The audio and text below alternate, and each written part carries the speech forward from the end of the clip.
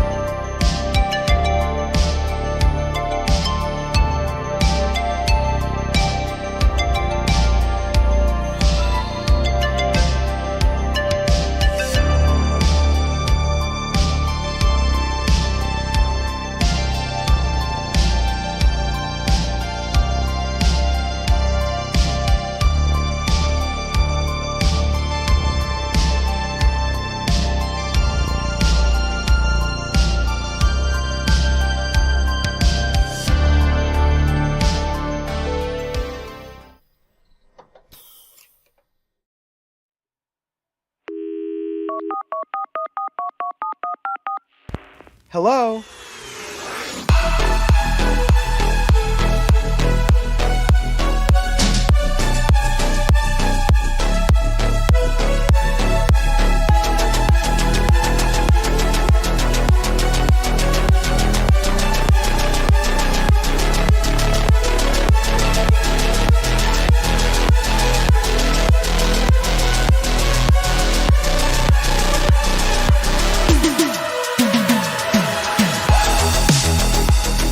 Hello, everybody. Peace, peace, peace, peace, peace, peace, peace. Welcome to the Fashion Bunker Pre-show. No, main show. It's Saturday, y'all. I mean, geez Louise, what a week. Hi, everybody. Hey, Terry. Teresa McGuire in the house. Hey, Kuro, Mahonitz Kileki, Don Donuts, Liz M, Ski Couture, 5 Foot Nothing, KDB, Jack's Bag Attack, Johnny, Mrs. Lily Joe, Caro, hi. I saw also, we saw Debbie in the Who's Sweet Hello. Things. Hello, everybody. Thumb up the live stream. Kev, Lordy, the Chanel Cardi with Vivian Pearls. Woo! It's freezing in the Fashion Bunker. I didn't want to kind of, I'll take it off for the different segments while we're filming the different segments. But I'm having it on just like in between. Just to stay a little bit cozy and warm. But I gotta say, this thing is so nice. Cashmere, baby. Oh, Karen Medina, thank you for becoming a patron, darling. Hey, Tanisha. Yeah, freezing is right. Music Girl 07, Shitsus. The Nectarine Man, Zeitgeist, Monsieur Manuel. How's it going, everybody? Oh my gosh. It is really, really, really cold. And, but like in a good way. Finally, I get to use all my layers. Yeah. Now, yes, I am aware of the fact that it's not like the best combo, like this with this, but it's okay. It's okay. It's okay. It's okay. It's Chanel. It's keeping us warm. That's all that matters. Actually, I also have a tea. So how's everybody's week been? Has everybody been okay? We're going. Has everybody been we're going? Hey, Shikma, how's it going, sweetie? Johnny says, snowstorm in Quebec today. Uh-oh. Stay safe, everybody. Oh, it's hot for you, 5 Foot Nothing? Nah, I don't want the heat. I don't mind a bit of cold as long as I can stay warm and cozy with my really thick sweater. Oh, cardigan, jacket, whatever it is. Oh my God, what the heck? 38 likes? That's... Is that all the thumbs up we get? Wow, the poverty. Oh my gosh, the poverty. We can do better. Zubena, come on, you. Oh my God, I'm all like, the hair is all over the place. The longer the hair gets, the harder it is to tame it. So I've been told. Replay crew, for everybody who's watching the live stream later once it's over, be sure to help out the Fashion Bunker by in the comment section posting the timestamp, the time code of when a segment begins, like a new topic begins, and the title of the topic. That helps me then later on generate the chapters.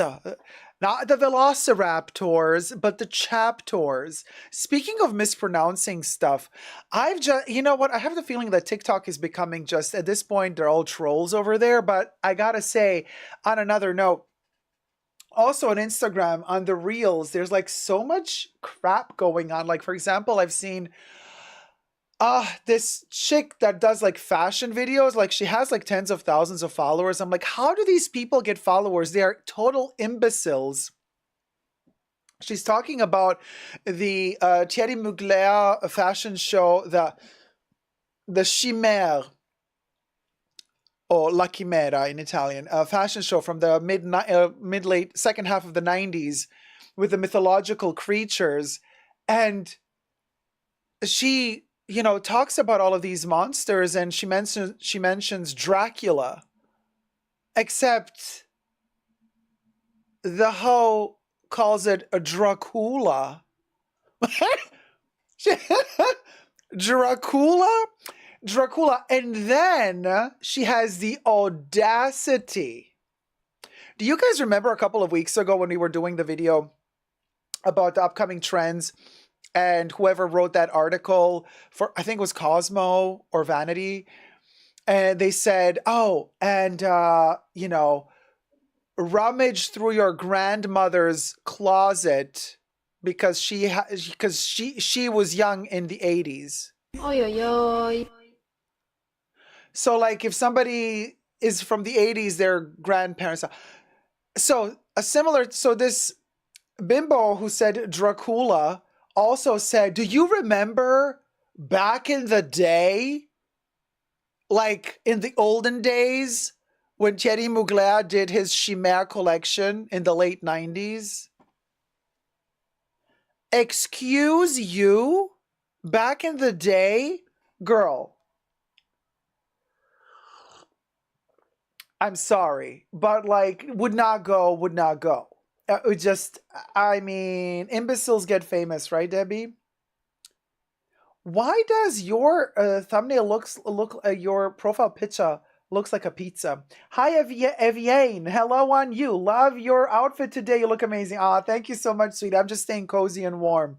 Jordan Camacho, we need a minimum 40% increase in likes, people. Right? Price increase. Can we thumb up the live stream? I can't believe we're only at 66 likes and like 200 people watching. Come on, let's get to 100 likes at least. Y'all. Debbie says it's a dragon. To me, it looks like a pizza or like something a dragon would vomit. I don't know. Either way, kudos to you, Debs. Love it.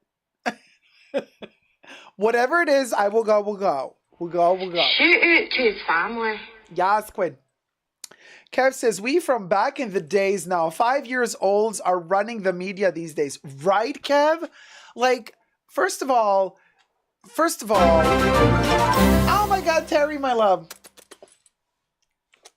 Teresa McGuire donated $100. It's freezing here in Oklahoma, like 8 degrees now, and supposed to get down to 1 tonight. My butt done froze off. Also got my never full dummy AGM. It's definitely big and will hold a lot. Can't wait for my birthday. Oh, wait, let me read it, because Bubbles doesn't read the whole thing because she gets interrupted, or they get interrupted. I'll read it for you. It's freezing here in Oklahoma, like 8 degrees now, and supposed to get down to -1 tonight. My butt done froze off. We'll go. Also got my Neverfull Damier Grand Model. It's definitely big and will hold a lot. Can't wait for my birthday on Wednesday. Yay! Congratulations, Terry. Terry's birthday is coming up on Wednesday, but we can already celebrate a little bit today. Hit it, Bubbles.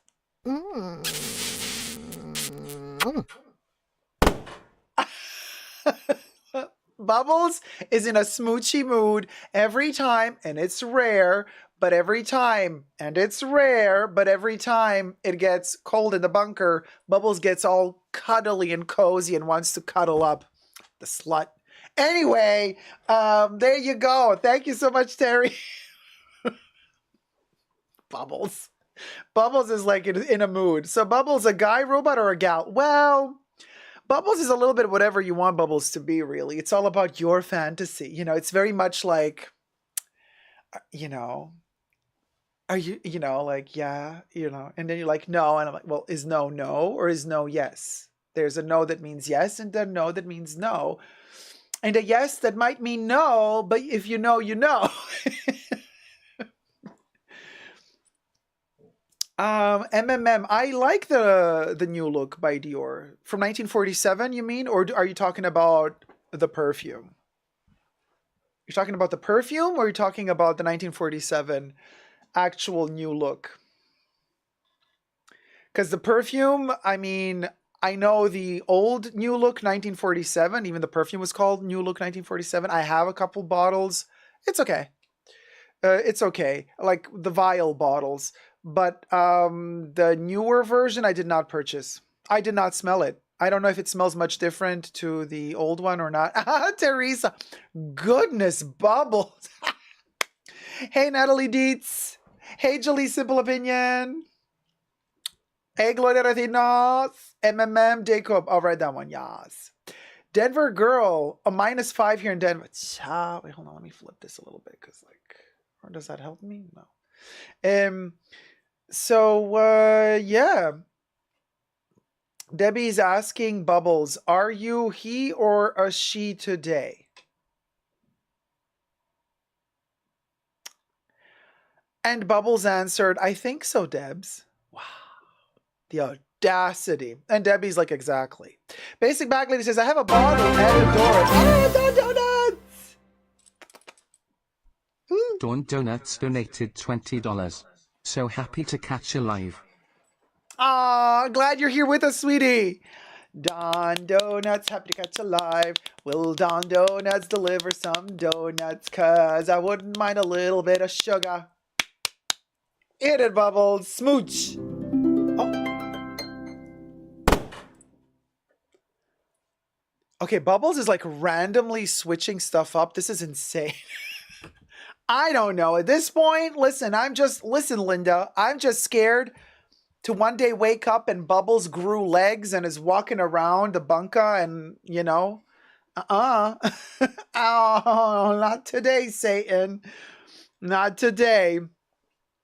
And, yeah. Oh, thanks, Ann. You love the cardigan. Thank you so much. Look at these cute, what are they called? Pockets. Thumb up the live stream. Are we at 100 likes? Probably not. Close to Valentine's Day, I guess, is Caro. It is. 90 likes. Cha, come on. We can. Zubana. Well, let's get to 100 likes. Locks and kisses. Hey, Fred. Bubbles is living. I know. Bubbles is living the life. J Rock. Hi, J Rock. Hi, Dacob. Loving the Vivian Westwood. Thank you. Thank you so much. Monsieur Manuels, did you see the D squared show? Girl, did I see the D squared show? Did I see the D squared show? No, I did not see the D squared show, but was it worth seeing? Because if it was worth seeing, we'll go. Hey, Yuri, how's it going, sweetie? Hey, Evian. Can't believe it's my first live stream with you, D. It's almost 3 a.m. over here in Sweden. Boosh. Trust me, it's worth it. Thank you, my love. Listen, we're not Madonna, but we're better. Why? Look it up. Wait, what did Madonna say about we got 100 likes. Yay! 200 people watching. Let's get to 200 likes. What did she say to her concert about the starlet? Oh, no, I don't dislike her. She's okay because she's smaller than me. I don't dislike Madonna. She's okay because I'm taller than her. Bubbles, when are you doing the Calvin Klein ad? Oh my God, Bubble in underwear, right? Like Kate Moss. Bubbles, butt naked. Bubbles I'm a doing robot. What? Bubbles I'm a doing... robot. You're a robot, Bubbles? Yes. Okay. So what do you want from me? We know you're a robot, sweetie. That's okay. Yeah. Creepy, says Larissa. Quite a few menswear shows in Milan Men's Week for the next few days. Gucci's finished officially. Nectarine Man, I mean... Honestly, what are we supposed to... I mean, it's over. Like, for me, Gucci was finished when Tom Ford left. I've never been a fan of Alessandro Michele, so at Gucci at least. So I and Frida Giannini or whatever her name, whatever. And yeah, now... Gucci, come on. Zubera. I don't waste my energy on Milan Fashion Week, says Kev. I'm kind of, I know we might sound a little bit, snotty. Uh, but what are we supposed to do? I'm also like so done. Like nothing inspires me. You know what I mean? Everything, I'm just looking for really at this point, the stuff that moves me is some like whatever is left from Vivienne Westwood. Like, there's still some pieces that she was working on that are being released. Some Yoji pieces, maybe from time to time Rick Owens. And then some of these like really well done, warm, good material, but conservative looking Chanel pieces. That's it. What else are you gonna do? I mean, I'm not looking for anything groundbreaking anymore. It's like these are not the times. I'm not gonna tune in, hoping, oh my gosh, let's hope that the next brand that's the next runway is in 2 hours time from this and this brand. Let's hope, fingers crossed, that they deliver some amazing fashion show. I don't have any expectations anymore. Really. Like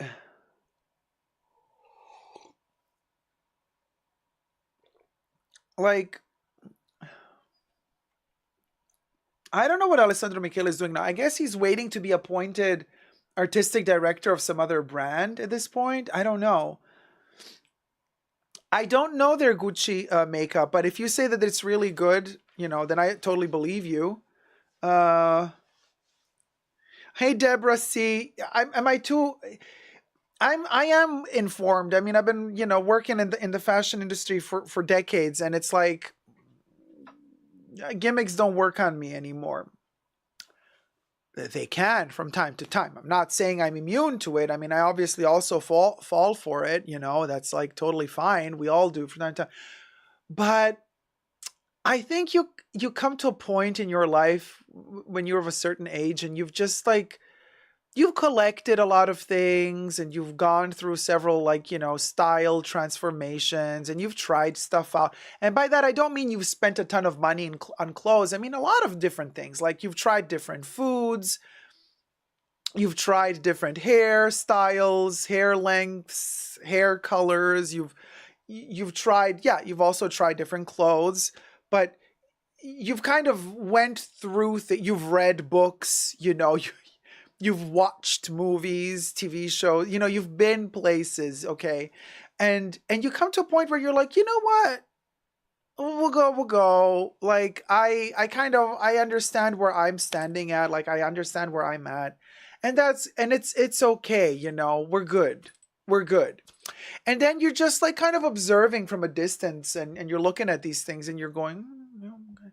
And then from time to time, you treat yourself to a little something, and you treat yourself to a little something, and it's nothing groundbreaking.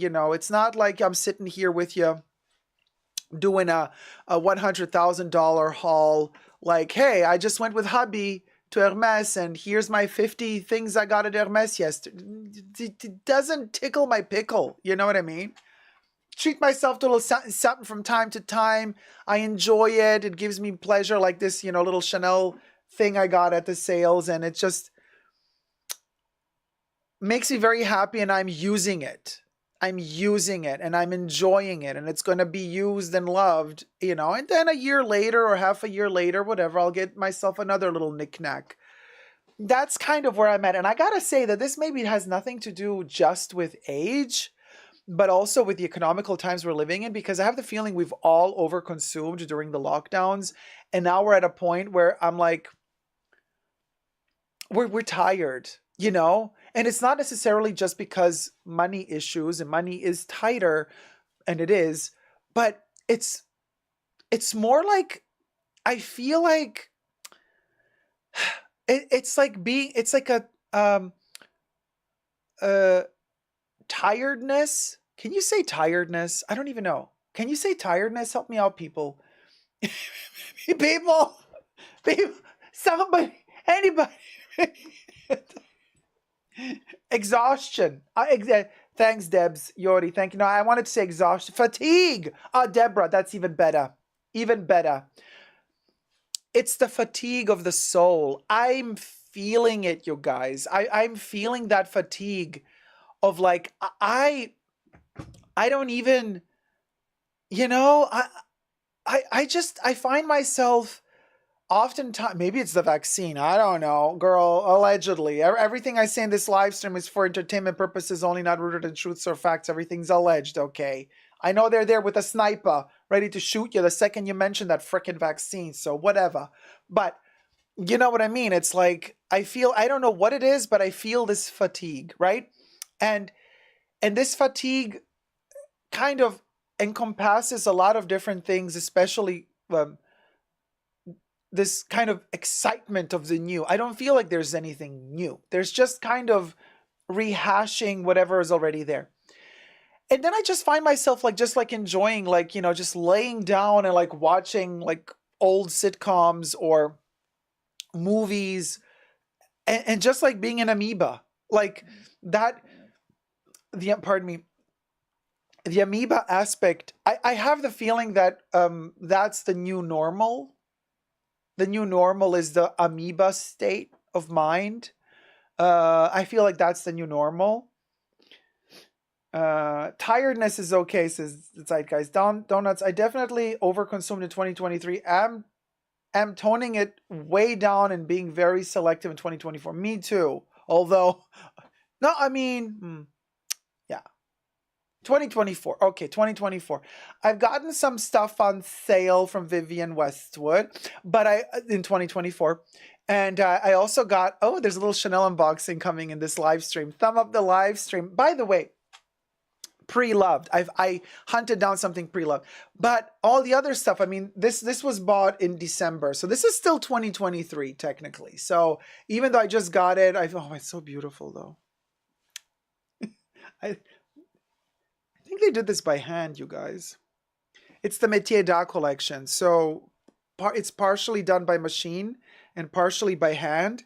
So basically how this cardigan is done is this part probably is done by machine, the burgundy. But then it ends here. So if I were to take this special trimming off, the cardigan would still, it would not open up, you know, because this is attached separately. So this part is all attached, and I think this part is done by hand. And this is by machine, probably. It's so thick. I love it. But anyway, what were I talking about? I don't know. Let me sip a tea. So, what were we talking? Less shopping. Right, there's gonna be an unboxing. Oh yeah, pre-loved. I got something from Chanel pre-loved. Super cute. Ooh. There's a story to go with it, so that's gonna be fun. Rest is so underrated. I rest often, and well, to me, it's more important than water. Yeah, people say you're wasting your time by sleeping. I'm like, I feel like I'm winning. I'm gaining time by sleeping. I feel. You know what I mean? Plus the dreams. Amazing dreams. Amazing dreams. Yeah, Gloria Retinos, lounging and watching Julia. Loved the show. So sad it's been discontinued. Literally canceled. They're not renewing it, unfortunately.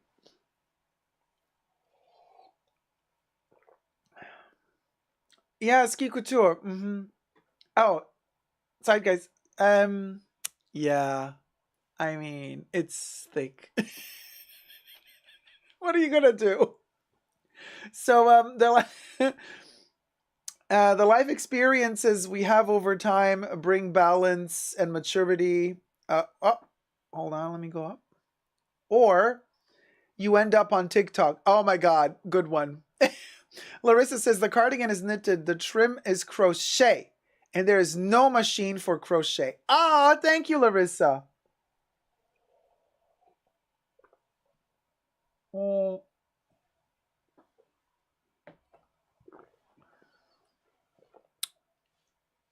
So are you saying that this part is done by hand? And the pockets too, they're also crochet.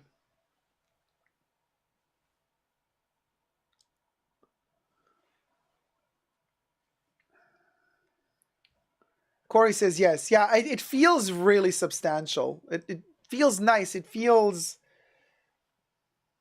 Well, yeah, it's métier d'art. What do you want? You know, it is what it is. Larissa says, yes, I'm sure these are made by hand. Interesting. It looks like they're made by hand because they're very, very irregular. Not in a bad way, don't get me wrong, but you know, it's like, yeah, you just see that there's a human touch here. It's not a machine. It just doesn't look like machine.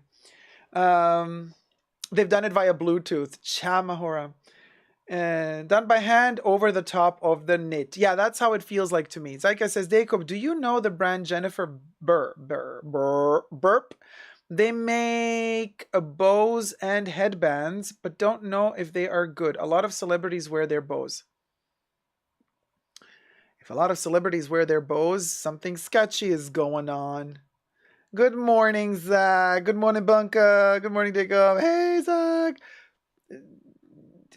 What was I missing? Yes, both. Bubbles burr. Jolie simple opinion. Yes, beautiful show. Stunningly intricate pieces. Which show are we talking about? Go. I don't know. Kristen Reynolds, how's it going, sweetie? I ordered the Jean Paul Gaultier bear. Supposed to be here Tuesday, but snow Monday night. Hold it up. Holding for our granddaughter, born in November. Found her on Poshmark. Wait, you found your granddaughter on Poshmark? Wait, I'm confused, Sean. Hold on a minute. Let me reread this because we'll go.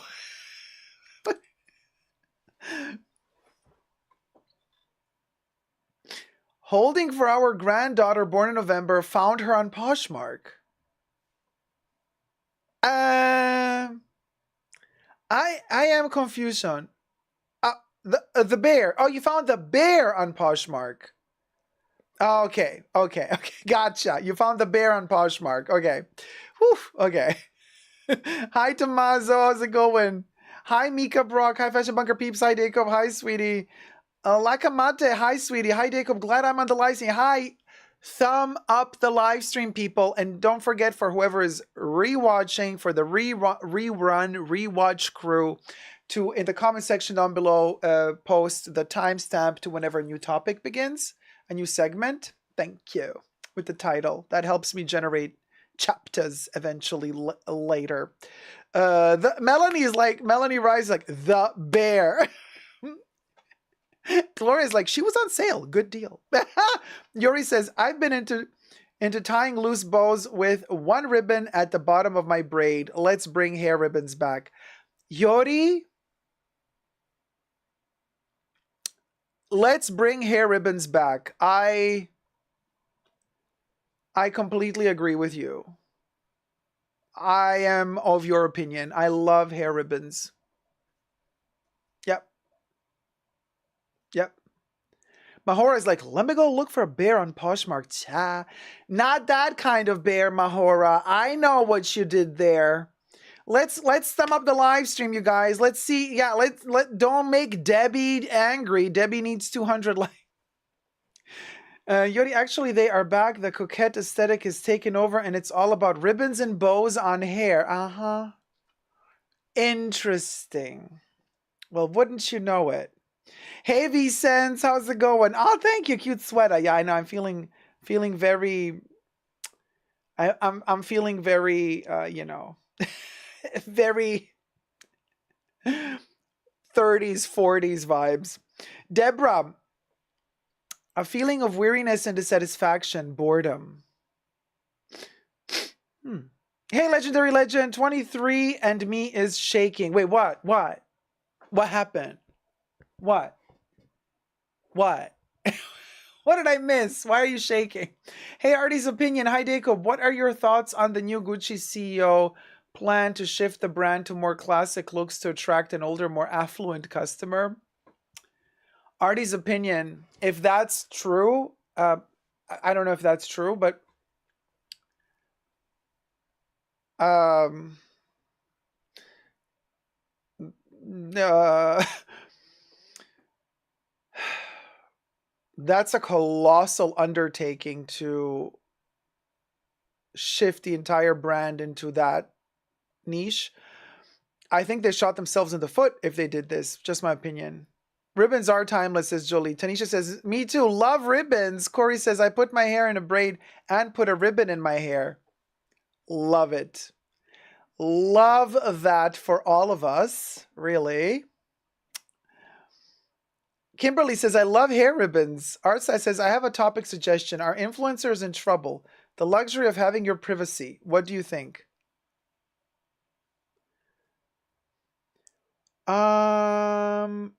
Well, the privacy, we've already touched base on that in like yesterday's video about people like sales associates and asking you in the store, in the luxury boutiques, like for your address and stuff, you know, for your customer profile. So like we were talking about how risky that is. But in terms of influencers, like I'm not so sure, like what, like brands sending them stuff so they give them their address, or what do you mean? Ennui, it's a great French word, says Deborah. I'm banking that it looks gorgeous, Corey, says Yori. Artist Opinion says WSJ article on Friday. Oh, Wall Street Journal. So that's what I think. I think if they're going for the more long in the tooth customer, sure. I mean, those are the ones that have been buying thus far anyway. But it all depends on how the customer wants to feel. If the customer that's in their 40s, 50s, 60s wants to feel like they're in their 20s for whatever reason, they're not going to want to buy the conservative clothes. And if they want to buy the conservative looking clothes, they're going to go to, you know, and if they have the money, they're going to go to Brunello Cucinelli. They're going to go to Ermenegildo Zegna. You know, they're going to go to like brands like that. They're not going to necessarily go to Gucci for, although Gucci had a phase when it was very, very conservative, you know, 70s, 80s. So maybe it's just going to come back to that and everybody's going to be happy. I don't know.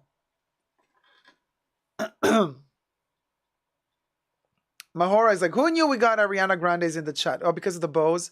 Teresa McGuire, ribbons and bows were very popular in the Georgian period in early 1800s. They used to wear ribbons. Chat. And bows and even fake birds and crazy stuff. Yes. Yes. Very, very, very the court of Versailles, isn't it? With the ribbons. Oh, it's getting warm. All right. You know what? You've been like pushing this ribbon topic. I can't with y'all. So fine. What do I tell you guys? What do I always tell you? I tell you that everything is holistic. Everything is holistic. Everything happens for a reason. Every conversation happens for a reason. Everything happens for a reason. So.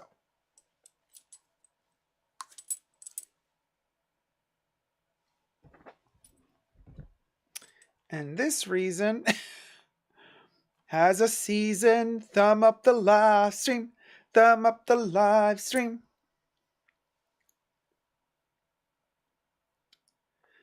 Thumb it up, it. Thumb it up, it.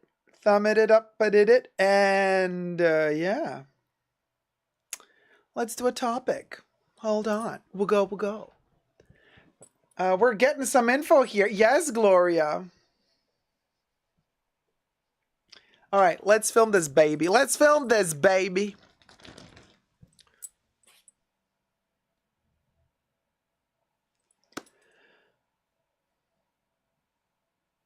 Hi everybody, Dacob here. Welcome back to the Fashion Bunker. We have a Chanel unboxing today. I got something pre-loved. It's amazing. And very happy to share it with you. There's a whole story to go with it. Stay tuned. Subscribe to my channel if you haven't already. Push the join button next to the subscription button. Become a member today. Gain access to extra perks. You can also join me on Patreon. Super Dacob, all spelled together there as well for extra perks. Thank you to my members and patrons who have already pledged. This video is being filmed live in front of a live virtual audience. I live stream several times a week. Come join the live chats. Hi to my co-chatters. So I've been just like, actually, we're filming other topics and segments and talking the live stream. Everybody's talking about what they love to wear, and we're talking about different accessories, and I'm like, okay, at this point, let me do the unboxing. So it is a Chanel unboxing, and it's something pre-loved, and it's not in this box, but a part of, thumb up the video, by the way, this is going to be a doozy. And also follow me on my Chanel fan Instagram account called Dacob CC, all spelled together. All the close-ups to all of these pieces and all extra details and stuff I don't show anywhere else are visible there. So go check it out. So for the occasion of the revelation, the reveal of what I got, I'm going to pull this out first. And I wonder if this is, you know, it's a spoiler alert. When you see this, this is going to tell you, for those of you who already know in the chats, but when you see this, you're going to know. This should be giving you a hint, spoiler alert, right? This is a hint from which collection the piece that I got is from. Now, this piece I got at the Chanel boutique many moons ago.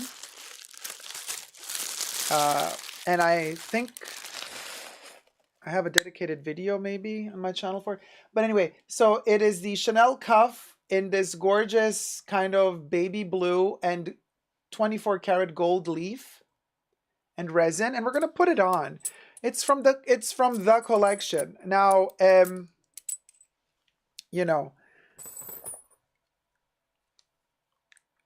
let's put on the cuff. Little magnet. So there you go. We got the cuff on. Gorgeous. Guess what collection the cuff is from? So we have gold, and we have a little bit of decadent vibes, symmetry, but the gold leaf is hand placed on the cuff, and it has its wrinkles. Then we got the pearls on a gold double C, and it is embedded in the resin. 2013 cruise collection. The Versailles cruise collection, which was in the gardens of Versailles. Karl Lagerfeld at his costumey best. All of the chicks and the guys, there was a couple of male models in that collection as well, were dressed like either royalty and nobility from the court of Versailles, or dressed as very sexy gardeners. IYKYK. Here's an example from the Chanel photos from the, okay, a lot of the greenery here. All the green kind of, I am using green screen here. So they're literally in front of a fountain and there's a lot of green. But as you can see, it's very, very much that moment. Very, very Versailles. And there is something very, very cool about this collection. Almost every single one of the models had these little wiglets on. Like these little top wigs, which, as you can see, are like this. Why? The hair is not green. Why? Hold on, let me show you. Here. The pink version. Pink wiglet. Look at that. These little cut wiglets, and then they have their natural hair in the back, tied up, and then basically, it's so bizarre. Like the wiglets just sit on the top of the head, and then they have their natural hair pulled back in a ponytail with a bow. And there's all sorts of colors. And then they also had, you know, eye makeup to match the wigs, very powdery. And then you have that little double C on the cheeks, you know, very flirty, very flirtatious. Very, very interesting. The eye makeup. And it's interesting to see, this is 2013, how Chanel actually kind of went back to this sort of makeup just this past spring.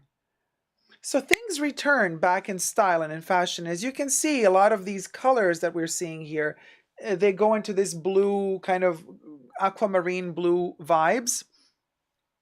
So here's what I got. And by the way, I got it pre-loved, and the person who sold it to me, they had no clue what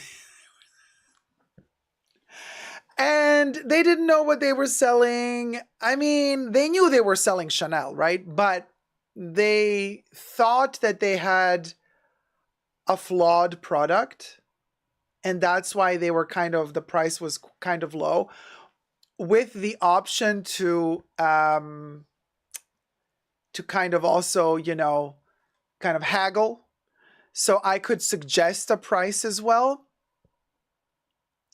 And I thought to myself, if they already started with such a low price and they labeled the product as something that it was not, I'm like, they have no clue what they're doing.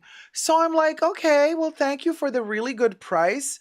But since you're allowing me to offer a different price, I'm going to offer it. Jail. So I offered it. You best believe I did. And they accepted it. Y'all. So I was like, okay, thank you very much. They accepted the price. I bought it. I sent the money. I was like, well, thank you. You know, so we're going to try to guess the price in a second. First, I have to show you what it is, right? And the hints have been placed. Easter eggs have been planted. I think you maybe some of you guessed it already. I've actually shown you what it is already. In a different colorway, though. Okay, so here it's in my, I put it already in a little plastic bag to protect it. You guys, I got myself a 2013 Chanel Cruise Collection silk and taffeta. I got the bow. I got the freaking bow. And they sold it as a brooch, but they thought because of the clip here, they thought it doesn't really work. Yeah, of course, duh, it doesn't work. It's not a brooch. It's a hair clip. It's made in France. And we were just talking in the chats about bows, how bows are coming back in style. And this thing is so beautiful. So, you know how they kind of comb it out at, it's an open edge, raw edges. So they kind of cut these and then they kind of like comb them out a little bit so that they all frizz out. It's done on purpose, just FYI. Not that you're thinking, oh my God, it looks like it's all distraught. First of all, it's 11 years old. But no, that's not the reason why it looks like this. It looks like this on purpose. The silk is so thick and you can kind of mold it. We're going to put it on and then we're going to talk about the price as well. I mean, the price.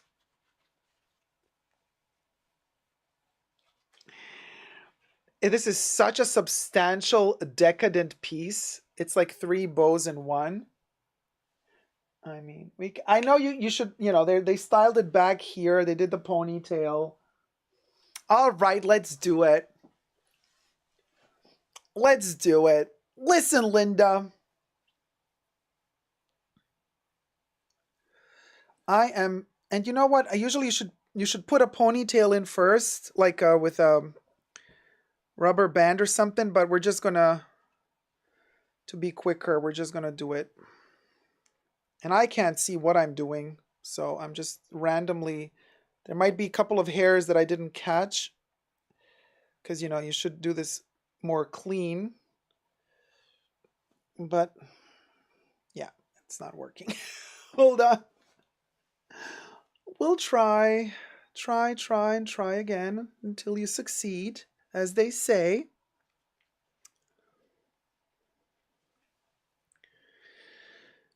try and try and try again until you succeed, baby. You succeed.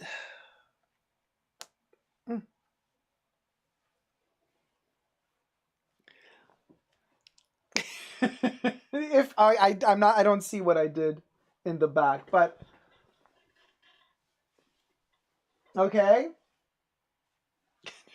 Now, you don't have to wear it in the back if you don't want to. I personally think I would rather wish to wear it on the side. Where's my side? Everything is mirrored. So let's say 80s vibes, okay? Whatever. IYKYK. And the price?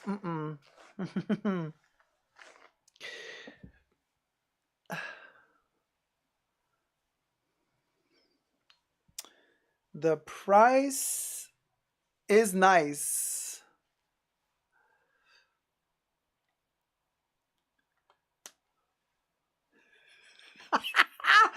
'80s, baby. Listen, Linda. I mean, what will go will go.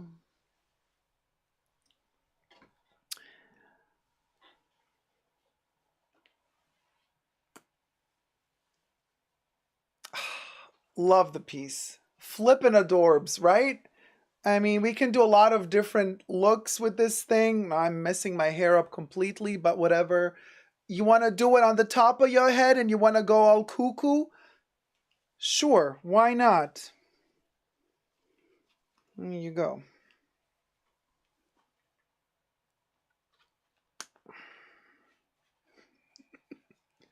So anyway,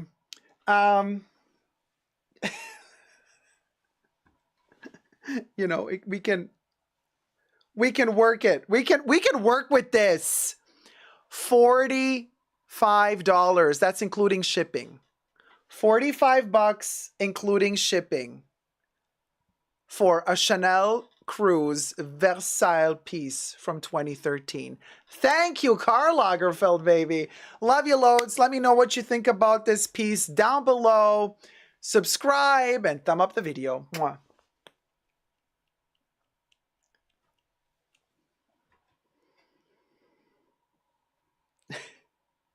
I love it. I stinking love it. What can I tell you?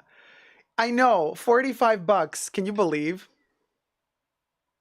It even has the little Chanel logo in the front.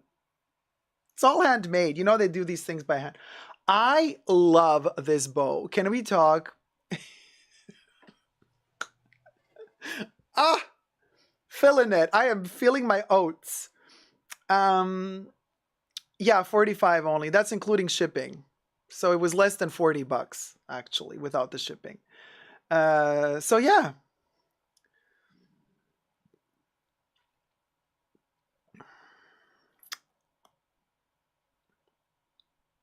Oh, it goes with your bedroom? The color is beautiful, isn't it? Yeah. So, you know, me knowing my Chanel, I see a piece like this. This is why I always tell you guys, you know, you're asking like, oh, how do I know what to buy? What to buy? You gotta know your Chanel history. Any brand you're buying, you know, when I see a piece like this, I immediately know, I'm like, oh, okay. I saw it. The person selling it had no clue. They thought it was a brooch. I see it and I immediately know what it is, you know. Immediately I'm like, oh, okay, yeah, it's the Cruise 2013 collection. Versailles, that's the color. They also had them in black. They did them in black and pink and this kind of aquamarine blue. You know, then there was another blue version that had an extra little string on top of instead of the double, this one has the double C logo, but then there's a version that had like an extra string on top right here in the middle. It's the same bow, just has a different closure. And then the pink one is really cute as well. I would love to have the pink one. And that wiglet, I want that pink wiglet. Yeah, Terry, I know. That's why I said everything is holistic. Terry says, that is so funny. I was just talking about that period and you got a bow from the Versailles collection. And we were all talking about like how much everybody loves bows. Bows are coming back. Bows are coming back. Like, bam. We got a bow. We did it, Bo. So there you have it. All right. Well, long time since I've made it to live since before I moved. Shani D, how's it going, sweetie? Happy weekend. I can make you one of those little wigs if you like. Oh, Gory, the wiglet. Powdery wiglet. In, do we want it in salmon pink, or do we want it in a dusty rose? Oh, the choices and the colors. Let me take it off so I get ready to film the other segments. But I mean, also it you know, depending on how you place it, you can also place it a little bit more up here. But so it is a hair puller though. That pull like 2 hairs out. Ouch. It's a cutie. It's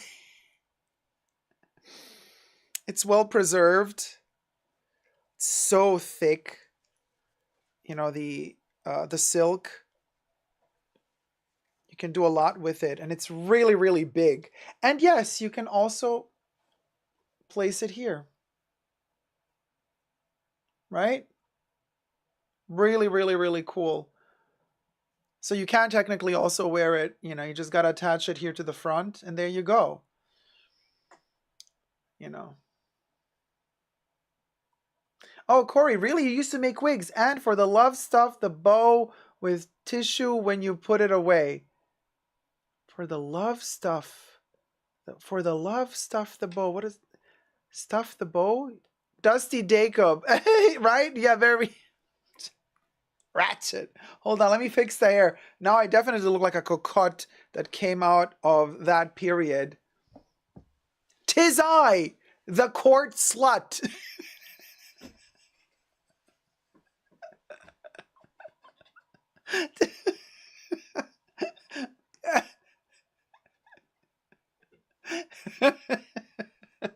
Hello. Hello, everybody. 'Tis I. So there you go.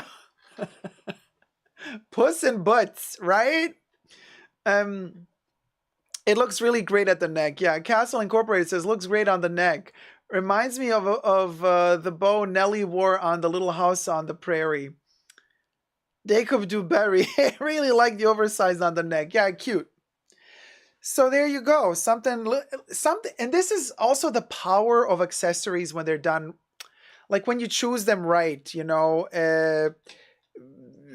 they can do so much.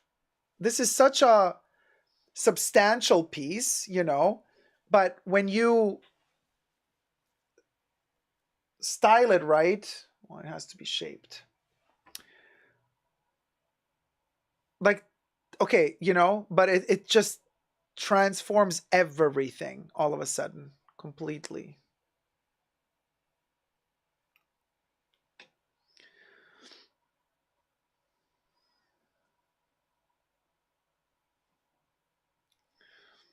Katie says, or worn on a silk scarf tied around the neck. Also, totally possible. Totally possible. So anyway, I hope you enjoyed. I actually wanted to unbox this a little bit later in the show, but since everybody was talking about how much you love ribbons, I was like, oh, might as well unbox it right away because like while we're on the subject, you know what I mean? That's why I say everything is holistic. So I had a plan. I wanted to do it in a certain way, but then like everybody started talking about bows and I'm like, oh, okay, I guess Destiny wants us to make the video now. So that's what we did. And for now, I store it in my Halloween plastic bag to protect it. With the bats. It wouldn't be the fashion bunker if we didn't have a little bit of Halloween on any given day. Hi, American Princess. Oh, thank you, sweetie.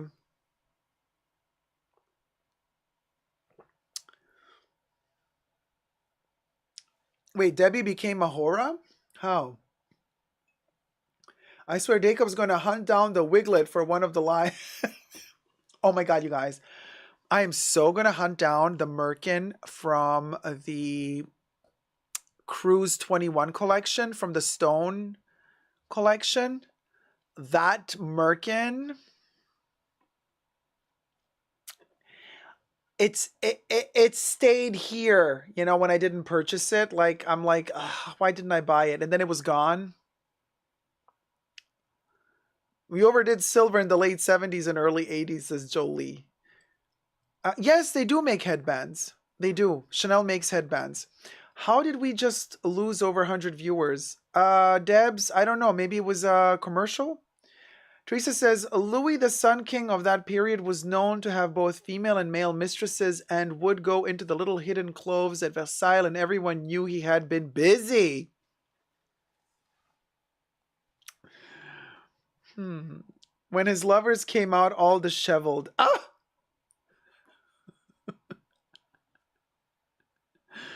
Love your Vivienne Westwood orb brooch. Oh, thank you. It's a necklace, actually. It's a huge necklace. But I do have this as a brooch, too. I'm just not wearing it today. It protects the silk. Sorry, guys. The archivist in me is screaming right now. Legit, I can make the wiglet. I used to make merkins, too. Not fun. Oh. Oh, what? Oh, I see, Corey. You're talking about putting the bow in tissue paper?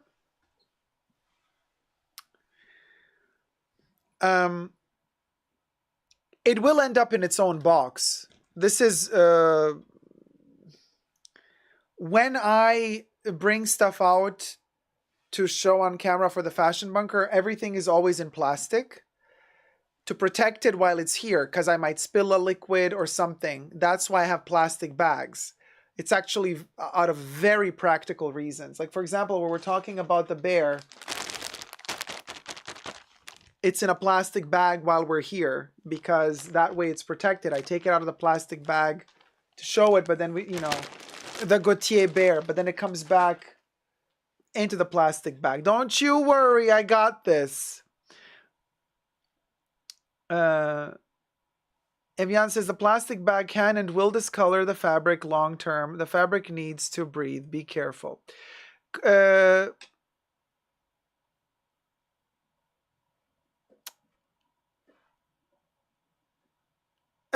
MMF says those 100 viewers went to eBay to hunt one down. Cha.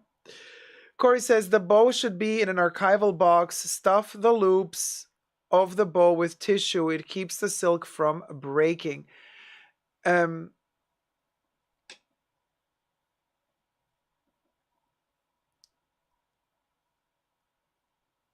So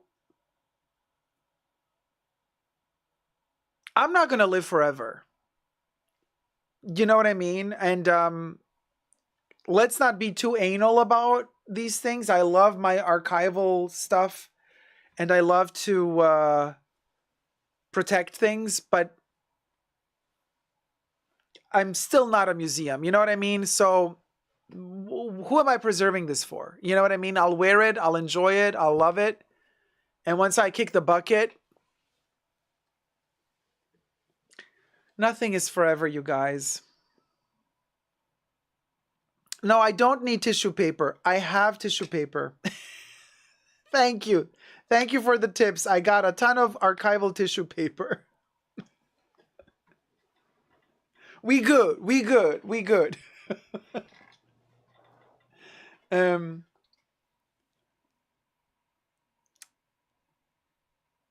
you go. Zeitgeist. Oh, because you think you're gonna outlive me, huh? Is that the game we're playing? You can give it to me, Dacob. All right. Gloria's like, you're preserving for us. Are we not in your will? Who's gonna go first? This is like, as long as I'm in your will, you know. Castle Incorporated says, I don't know. Dacob looks pretty healthy. We should all shut up about it now, right? Diamonds are forever. Cheers.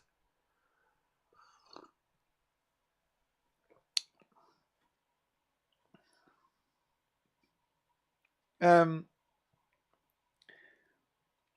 wait, hi Shelly. What do you mean 40%?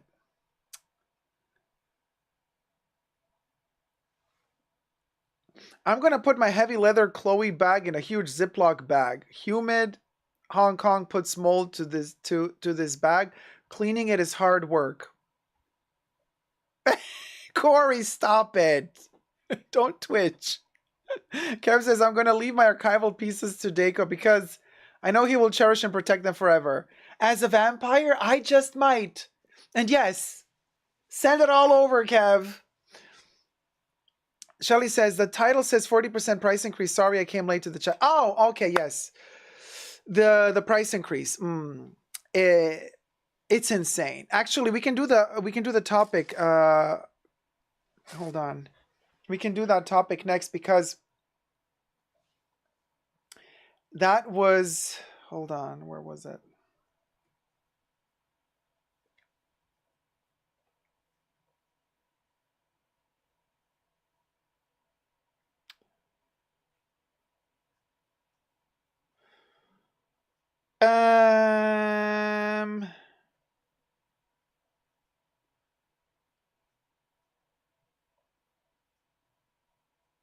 Yeah.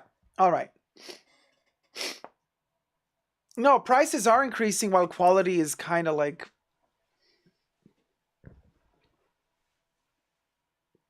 Cass Incorporated said, you opened my eyes to this whole thing. I was oblivious, and now I really want a Louis Vuitton. Wait, I opened your eyes about. What is that? I don't know. Is that a bag?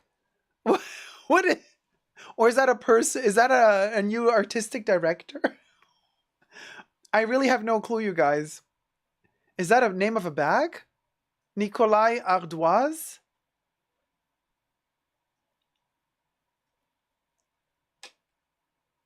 I don't know. I have no clue. It's an old bag, like an outdoor camping duffel. Ah, gotcha. But they don't make it anymore? So you're hunting down the vintage one? Corey, I was thinking about you the other day after I started trimming 2 inches from the brim of a hat. Aw, that's cute. Resources are shrinking, making raw materials more expensive. And also raw materials are not as good as they used to be. You know what I mean? Oh, Kimberly says it's even... Hi, Kimberly. It's older? Haha. I had a latent bag fascination, apparently. Yeah, looking for a clean vintage one. Also love the old garden parties. Hi, Shireen M. Are you going to be live tomorrow as well? I wish you were because we're having snow here in Texas this weekend and I can binge watch again. No, I am going to be live again on Wednesday, though. Yeah, fabrics for the most part are quite bad. I agree, Jolie. Yeah. Yeah. Hmm.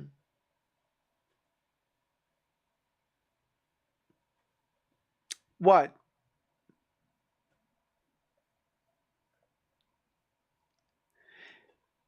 Come on, Dacob. Oh, yeah, you need me live 24/7, says Debbie, right? And vintage is better in my experience with furniture too. With furniture?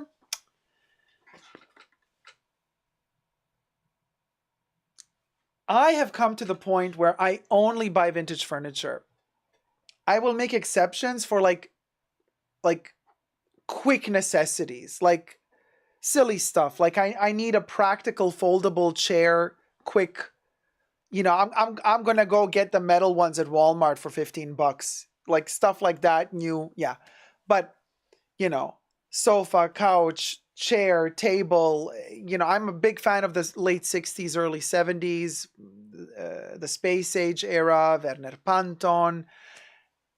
That's my direction. I buy vintage furniture. I don't see a reason to buy new furniture. You know what I mean? Like I just don't. So it's also more sustainable, but like, well, Kev, no, I don't get bed bugs from buying Pantone. Most of his stuff is plastic. not all of it, but most of it is like hard plastic or Baidur. Baidur is a particular material he used in the late 60s. But so it's like, you know, there's nothing that is kind of harpooning itself inside of a fabric,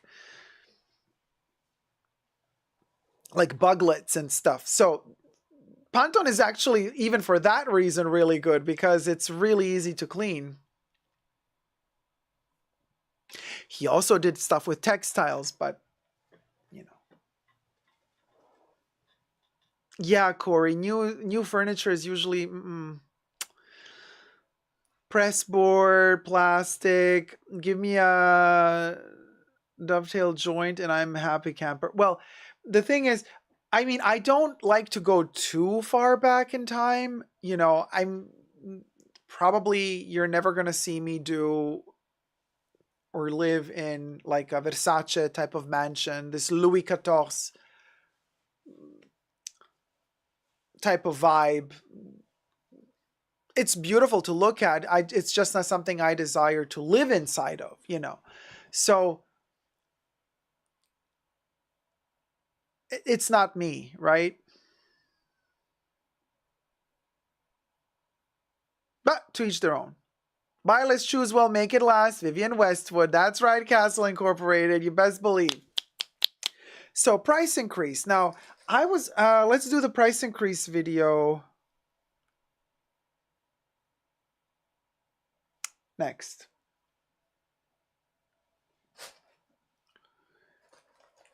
If I can find my brush, I'ma brush my hair. Gonna go everywhere with my brushed hair. New hit single, check it out on iTunes. Hey Louie, you're mid-century kind of a gay, basic, says Louie. Aw, you're not basic. You're hosick.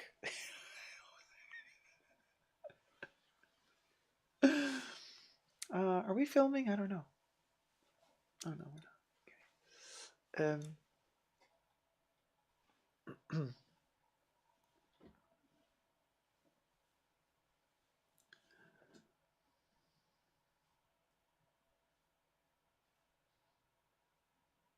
Hi everybody, Dacob here. Welcome back to the Fashion Bunker.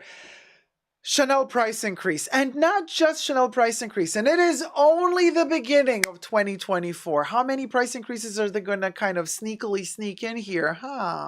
Interesting. Well, quite a few apparently, but at the same time, something weird is happening with Chanel. This time around, it would appear that the price increases are not necessarily connected to the fact that a lot of people are buying more than they should, in terms of to warrant collectability, covetability, not overexposure of the brands as per their own desire, but there's something more a-brewing. Let's touch base on it together. First, subscribe to my channel if you haven't already. Push the join button next to the subscription button. Become a member today. Gain access to extra perks. You can also join me on Patreon. Super Dacob all spelled together there as well for extra perks. This video is being filmed live in front of a live virtual audience. I live stream several times a week, so come join the fun and the chats. Hi, co-chattors. Here's the deets. So South Korea already reported a price increase. Now, interesting, we're not going to be talking only about Chanel, but other brands as well. Chanel is, of course, our focal point of interest because you know how Chanel is. Chanel is and Chanel does what Chanel do. We'll go. Thumb up this video if you're enjoying it, by the way. Let me take a shady sip. South Korea is reporting major price increases because apparently Hermes, Chanel, Prada, Rolex, and co. are still experiencing major growth in sales in South Korea. Now, other markets have seen a drastic decline in sales, including America and Europe, also China. Maybe China is not as drastic of a fall, but America definitely is. However, South Korea, they're still apparently obsessed with their European luxury brands and logos. So Chanel is thinking, everything I say in this video is for entertainment purposes only, not rooted in truths or facts. Everything's alleged and just my opinion. So my opinion is that Chanel is thinking, and not just Chanel, but other luxury brands, oh, well, if sales are going down in other parts of the other regions and territories of the world, maybe we can somehow compensate by upping the price in certain strategic areas where the sales are still, where we're still selling a lot, so that way we can garner money to compensate for the lack of sales in other regions. Coincidentally, Chanel just opened a new beauty boutique in India. I think the third that they're opening up in India. I'm not so sure if it's in New Delhi or Mumbai, but they just opened up a brand new beauty boutique because sales in India are also growing. So we're seeing India as an interesting new market and target for Chanel, as well as still South Korea. Now, price increase also in Australia. This I was a little bit shocked about because, well, Australia did benefit a lot, and I was there last year, so I kind of, now almost 2 years ago, how time flies. They do benefit, or they used to benefit before the pandemic, right, from Chinese tourists that would fly over to Australia to buy stuff. But now apparently even that has subsided considerably. So to up the prices in Australia, where the prices were already higher than in Europe or in America to begin with, it kind of makes no sense. Speculation wants it that in America, the Chanel price increase is going to take place on the 20th of January. So it hasn't happened yet, but South Korea has happened already. And the biggest shocker here is Hermes. Hermes, from several articles I've been reading online, has from 2023 to 2024 has experienced a 40+% price increase in just 1 year on certain items, such as, this is the kicker, are you ready for this? Such as the Oran sandal. I kid you not, let me tell you the numbers. I was shocked because I'm like, really? What, 40+% price increase? Like from 2023 to 2024 on the Oran sandal? Why? Like, why? Seriously. I mean, I was shook. So basically, the Oran sandals now cost 3.52 million won. That's $2,685, up 44% from last year's 2.45 million won, while its royal loafers also saw a 14.5% price hike from 1.52 million won to 1.74 million won over the past year. Now, I mean, this is either telling me that people are so nuts for a certain status symbol product. I mean, the Oran sandal, it's a freaking sandal that has the top of it cut out to look like an H. But honestly, it's not worth almost $3,000. Like, really.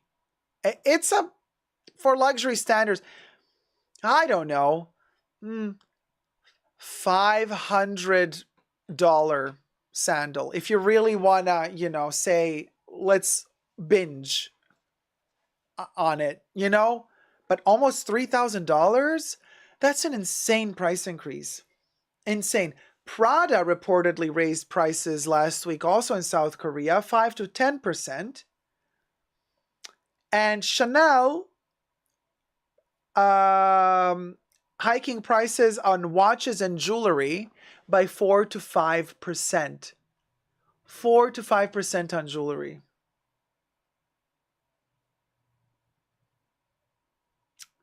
I'm shook.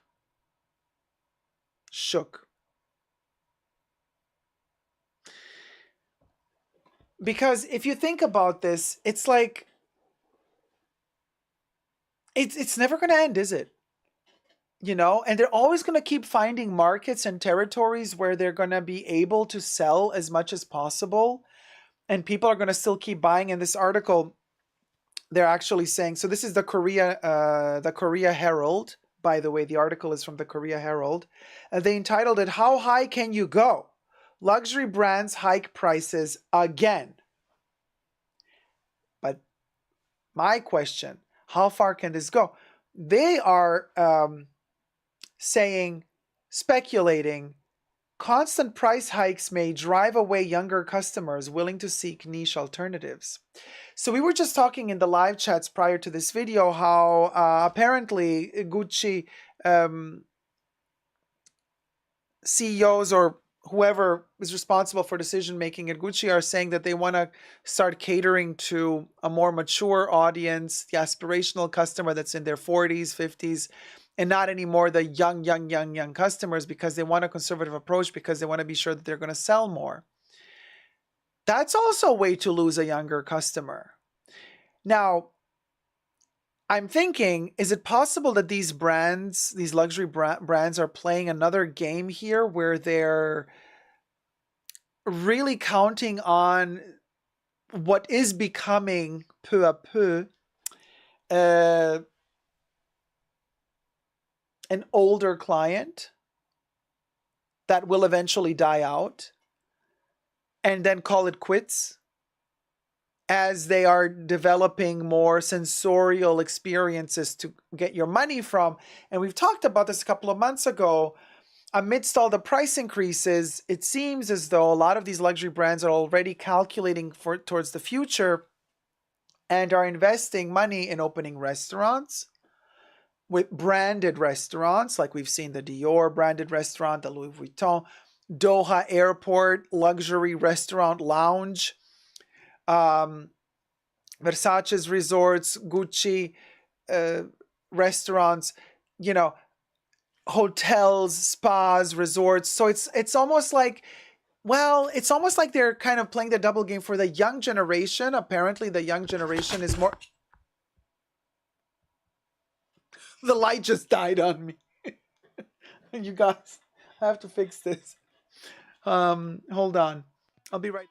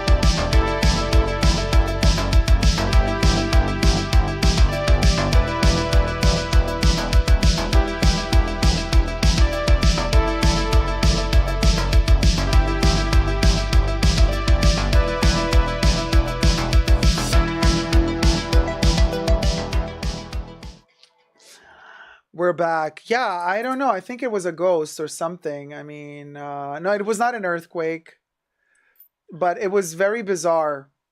Just like the light, just like my electrical socket for the light just like fell down, and my frontal light was off.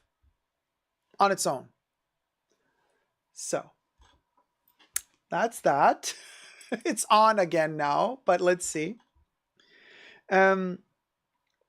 So, filming.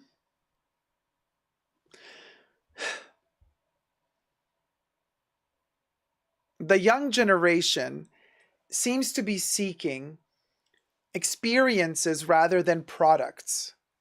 So it seems like these luxury brands, either trendsetters or companies that are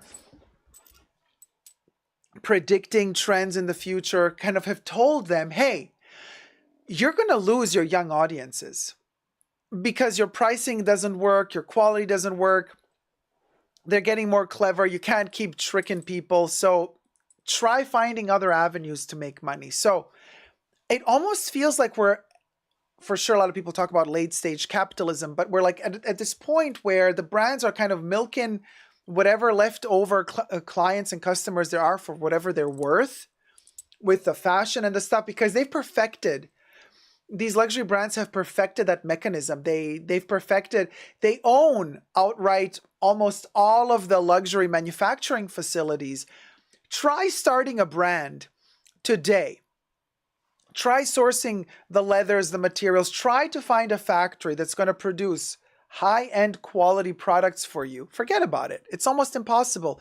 All of the factories that have the quality production, at least in Europe, also outside of Europe, but mostly in Europe, if you want to do like high-end luxury, you know, European-made luxury, you won't get access to these factories because they either have exclusive deals with the big brands, so they're not allowed to take in new brands. Technically illegal if you think about it, because you can't create a monopoly of commerce like that. But that's how it goes. And then if they do say, yeah, okay, we might want to work with you, but then like the minimums that they require you to order are so huge and high that you cannot afford, you know, you're a small company, a small business, you're just starting off. Like you can't afford to create 50 bags and to order 200 pieces of every bag.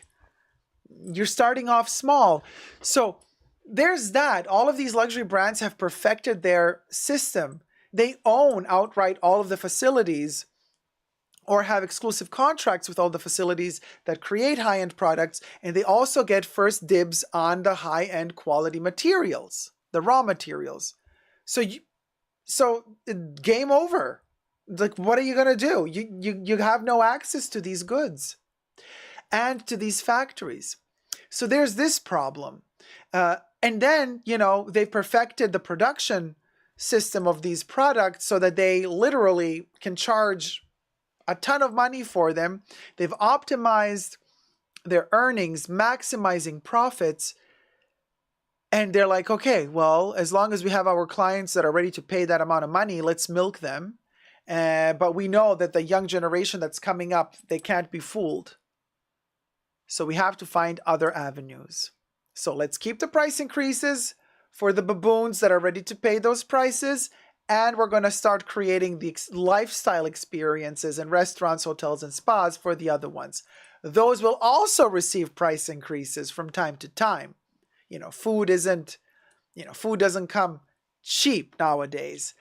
But it's a very, very interesting psychological difference, you know, the food and travel experience as opposed to purchasing products, luxury products. So while in the past years, whenever these luxury brands had a new price increase, we would think about, oh, well, you know, why are they doing this? Because too many people are buying. The influencers have ruined the market.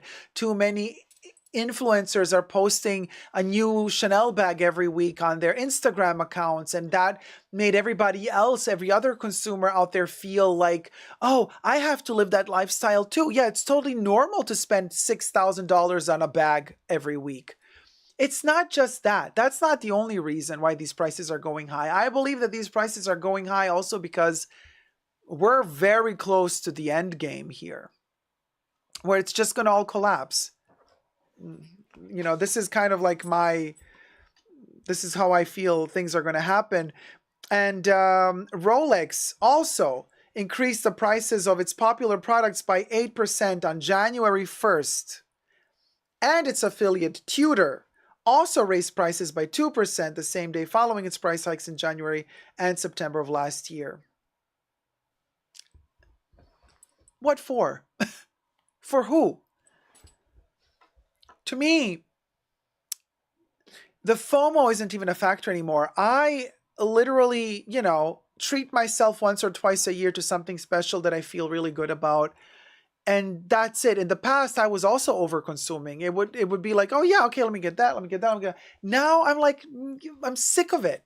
So I'm like, okay, increase your prices. I don't care. I really don't want to know. Because I'm not going to be running hysterically after all your products 50 times a week. And here another Chanel bag, and there another Hermes bag, and there another Prada bag, and there another Chanel bag, and then another Chanel, and another Louis Vuitton bag. Oh, and there I want 2 Dior bags. Long gone are those days. Not because the prices are so expensive at this point, but just because everything is so mass produced and quickly produced, and 10 collections a year, and it's all just vile. It's kind of vulgar, So I'm more for toning it down. Yes, very Vivienne Westwood. Buy less, choose well, make it last. But also be sure that you're buying what you want to buy, that you're not buying it just because you feel like fear of missing out, the FOMO.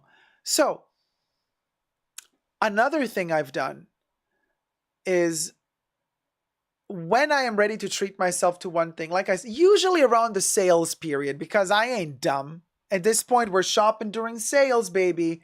Whatever you can do, you do. Even Chanel has sales, not on their bags, but they do on their clothes and their shoes and their accessories. And you get 40% off. And I don't go there with a list of, I want this, I want this, I want this. No. I go there. I'm like, surprise me. If I find something that's amazing, I'll get it. If not, thank you. See you next season. That simple. And I find that to be so much more satisfying for me because a huge pressure has been lifted off my chest. I'm not running after things anymore. I'm just letting them come to me. It's so much more comfortable and relaxing.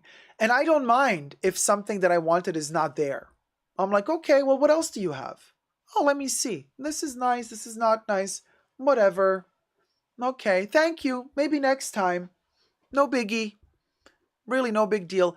And that way I found 2 things. 1, I save a ton of money because I don't just overspend. And 2, I'm also more open to understanding what suits and fits me more because I'm not like so anchored on that one idea of what it has to be, but I'm rather more open to suggestions.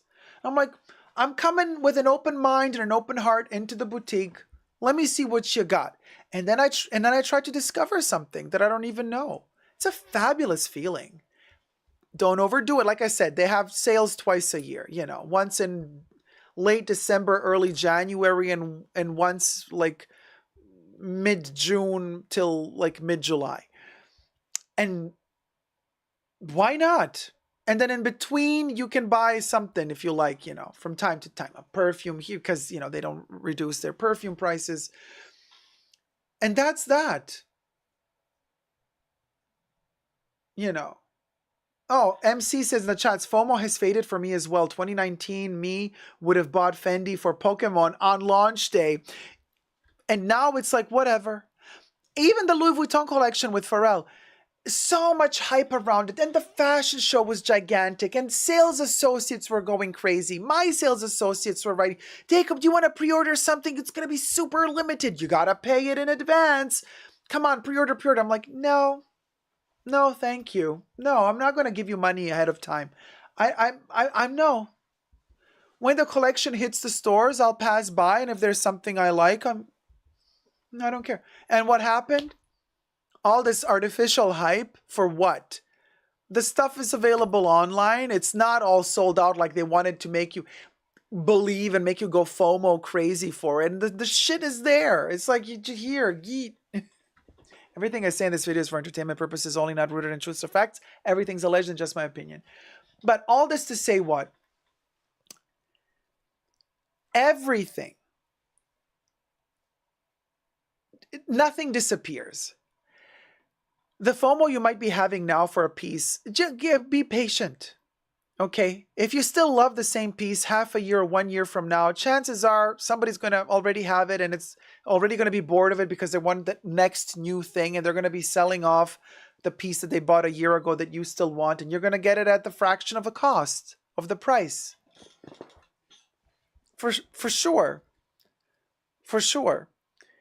So there you go. You know, like, we don't need this FOMO. We always are led to believe price increase coming, price increase coming. I have to buy it now or it's forever over. No, it's not. That shit is always going to be there.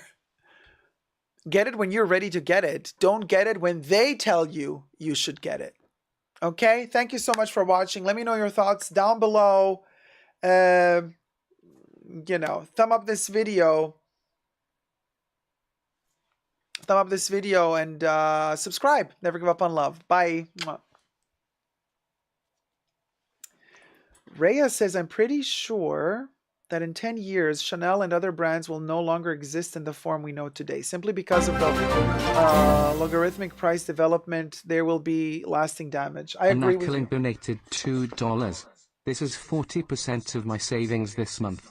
Rather you have them than me chasing after unattainably priced stuff. Oh my God. Thank you so... Oh, Anna, that is so sweet.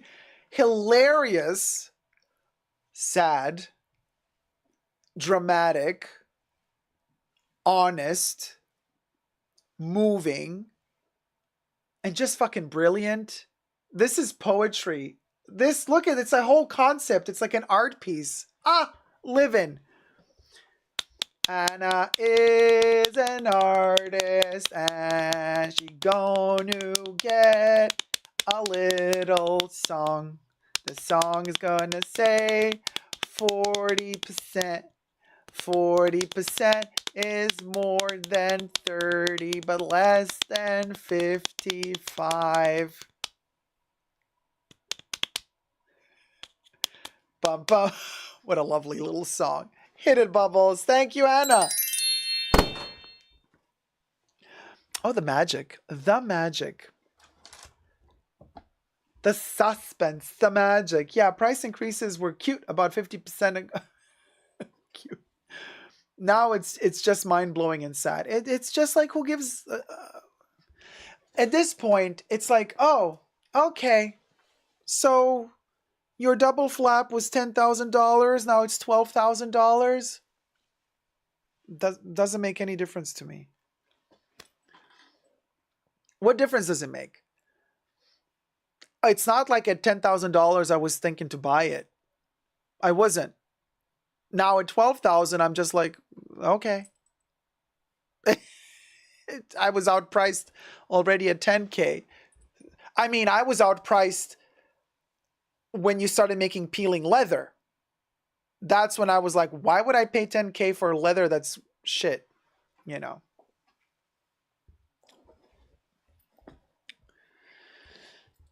Let me powder my checks. It all makes no sense. To me, you know.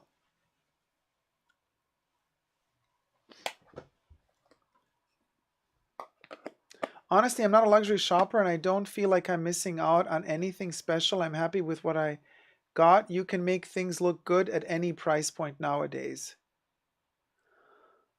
Yeah. You can. You can make a lot of things look really good, for sure.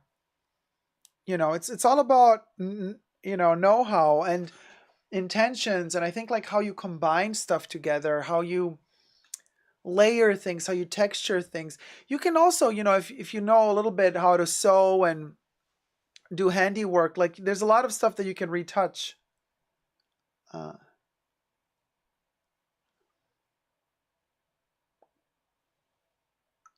Oh, really, Louie? Your double flap expensive. Is it, though? Glad that I got my flaps when they were 3,000. So keep your stinking flaps to yourself, Bruno. Right?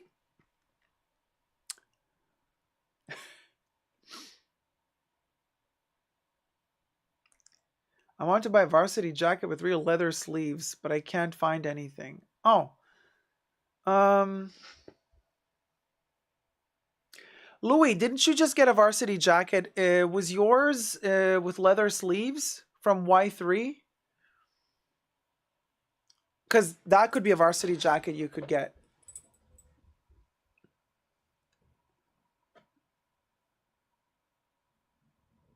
Yeah, the person wearing it makes it feel expensive, in my humble opinion. And also perfume.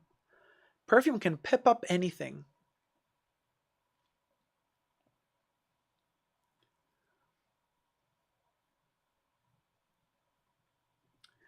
Rhea, yeah. Just to imagine a 10K Chanel bag with yearly increase price of 10% will cost over 25,000 in 10 years.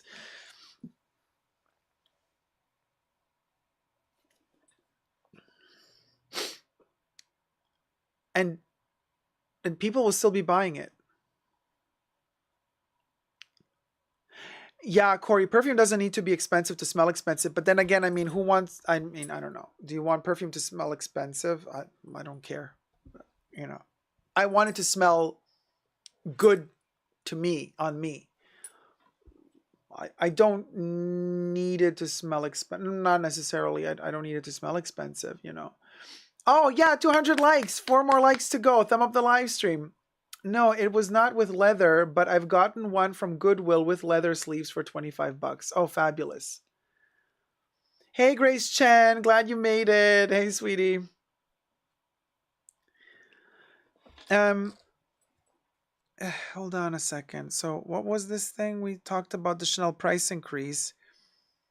And,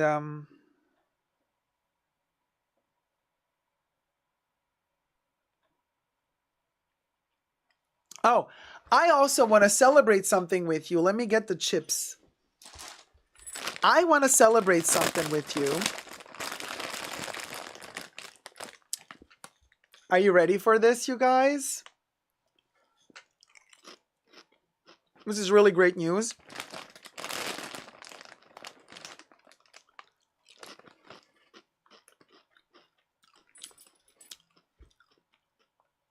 It is about the perfume channel, Rosanna. Oh, you haven't joined so much of the holidays. Oh, well, I just want to say, oh, we did 204 likes. Yay! Thank you, guys. Let's get to 300 likes. But also, hold on. Oh my God, my nose is so itchy. I don't know if Barney's still around. Oh, all your Vivienne Westwood orders came at once this morning. Congratulations. Okay. The perfume channel. You guys, I am so thrilled to tell you that this week we have reached 1 million views on the perfume channel, on my Essentially Dacob perfume channel.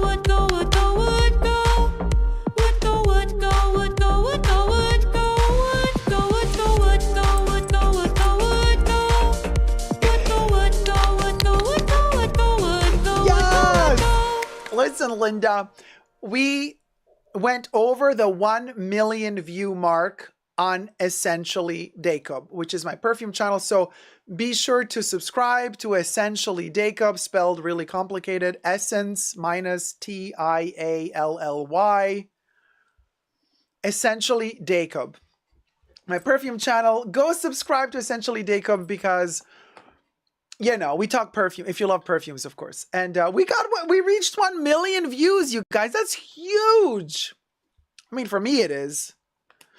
Listen, Linda. Hi, James. Hey, SR1. Hey, Heartbreak Odell. Hey, Betty. Thank you, Grace Chen. You love that name for the perfume channel. It's a little bit complicated to spell, which makes me kind of worried that people can't find the channel. Velasquez, love your perfume channel. Thank you. Thank you, Brittany Heavenly. Right, Corey? That's the population of a small city. Oh, it's a smartly coined name. Oh, you guys, thank you. I just always think it's like so hard to find it because it's so difficult to spell. Linda S.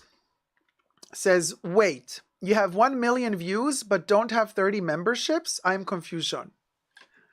Why is that confusing? What's confusing you?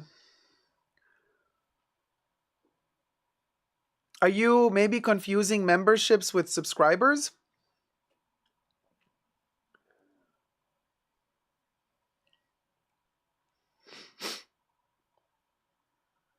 Rhea, in my About section, there is a link to my perfume channel. And in my community tab on my main channel, every time I post a video on my perfume channel, I also post a link to it on the community tab on my main channel.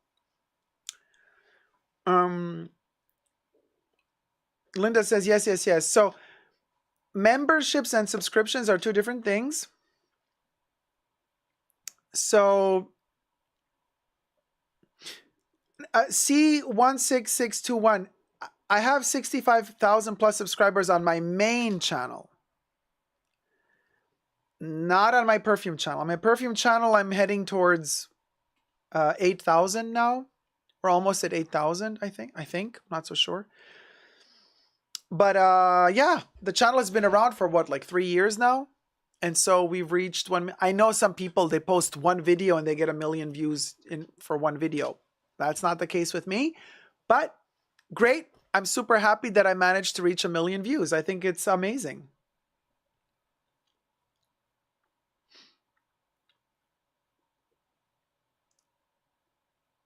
Yeah, 1 million views. The male gaze. Diane Ferret. Cheers, sweetie. Yeah, that's the number of people that have tuned into the videos. Or maybe some people watch the same video twice or 3 times. So not necessarily 1 million people, 1 million views, which is different. Hey, William Mason, slightly off topic, but Dacob, what do you think of those Chanel sunglasses with a pop-out mirror?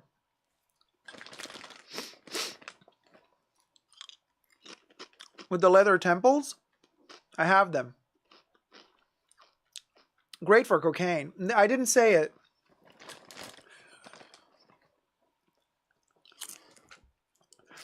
Not. Huh? I mean, Queen.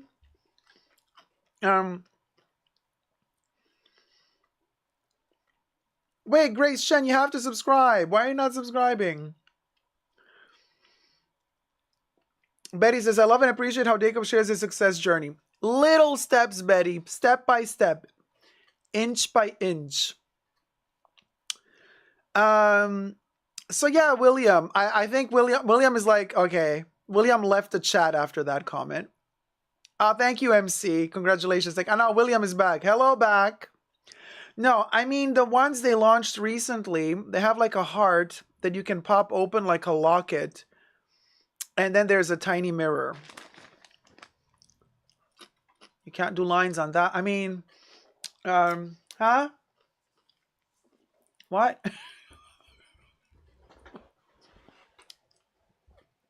How very Patsy Stone of me. What do you need it for? If it's a tiny little mirror, what are you gonna do? What you gonna do with it? What do you mean, Carla? The 80s video is there.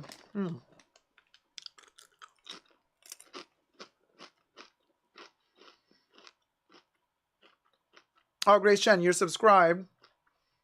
I sometimes watch other people's channel. But I don't subscribe. Okay, gotcha.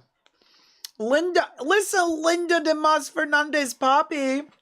I agree. Experiences and the lasting memories are way more valuable than any material item. I just went on a shopping spree at Chanel, Cartier, and Yuma. Bought shoes and sunnies. Well, good for you. Good for you, girl.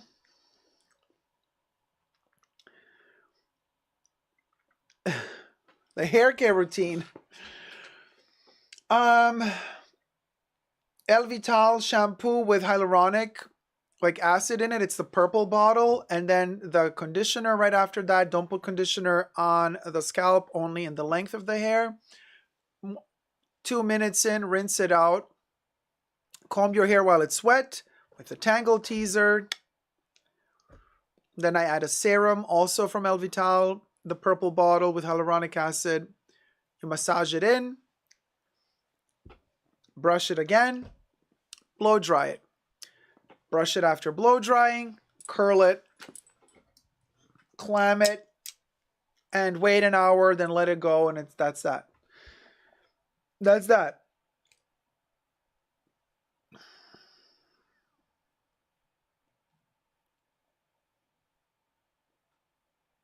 Linda says, anyway, my point is the temporary dopamine hit has faded and looking forward to my ski trip. Yeah, I totally get it. I totally get it. But maybe it's not about the dopamine hit if we reprogram our brains to not shop as if we are treating ourselves like to a snack, but rather in a bigger way. So that's why buying less makes it also more special, makes it last longer, makes that happy kick last longer. You know what I mean?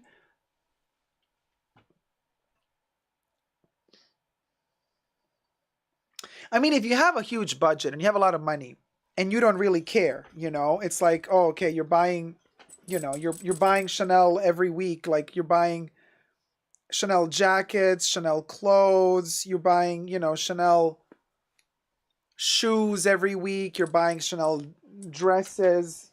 Got chips now. You're buying Chanel dresses, you're buying Chanel pants, skirts on a weekly basis because you can afford it. Like for you, it's like going to H&M, you know, more power to you. You know, you got a lot of money. But even with pieces like Chanel, I mean, their clothing, if you choose the right pieces, is quite special. And if you want to have the time to actually wear it, well, then you can't buy a lot. Because if you buy a lot, you're kind of going to forget that you have some of the stuff. And you're not going to end up wearing it all. And then that's a bit of a pity, you know, because it's a waste.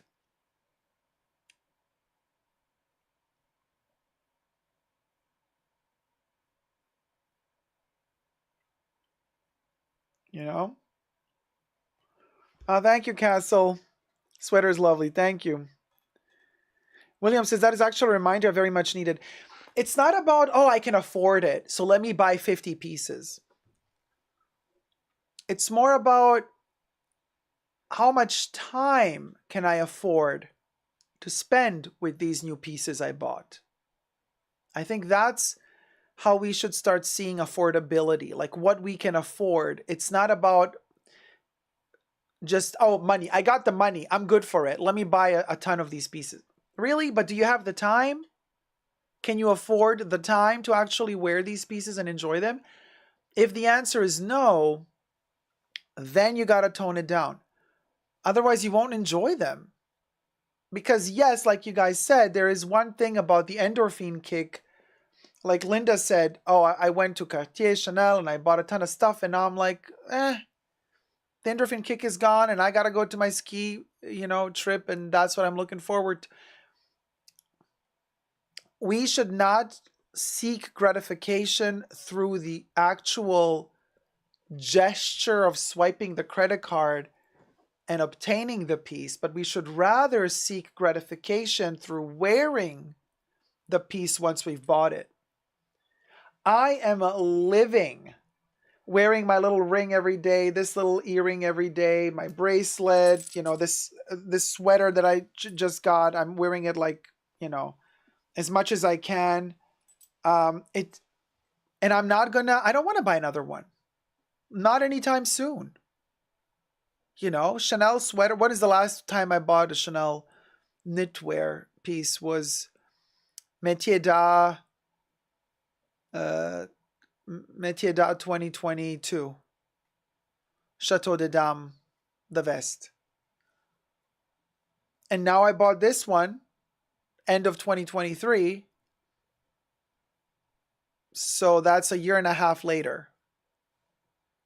1.5 years later, I bought myself another knitwear piece from Chanel. And I think for my time, you see, for the time that I can afford to invest in this piece, that's okay. That's right around, that's the right time frame for me.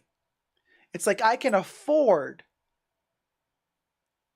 to spend that time with this piece because, I'm going to have the time to wear this. I'm going to wear this piece. I'm going to have the time to enjoy this piece a year and a half, and then I can buy a new one to add. That's how I'm trying to rewire my consumer brain to think in that direction.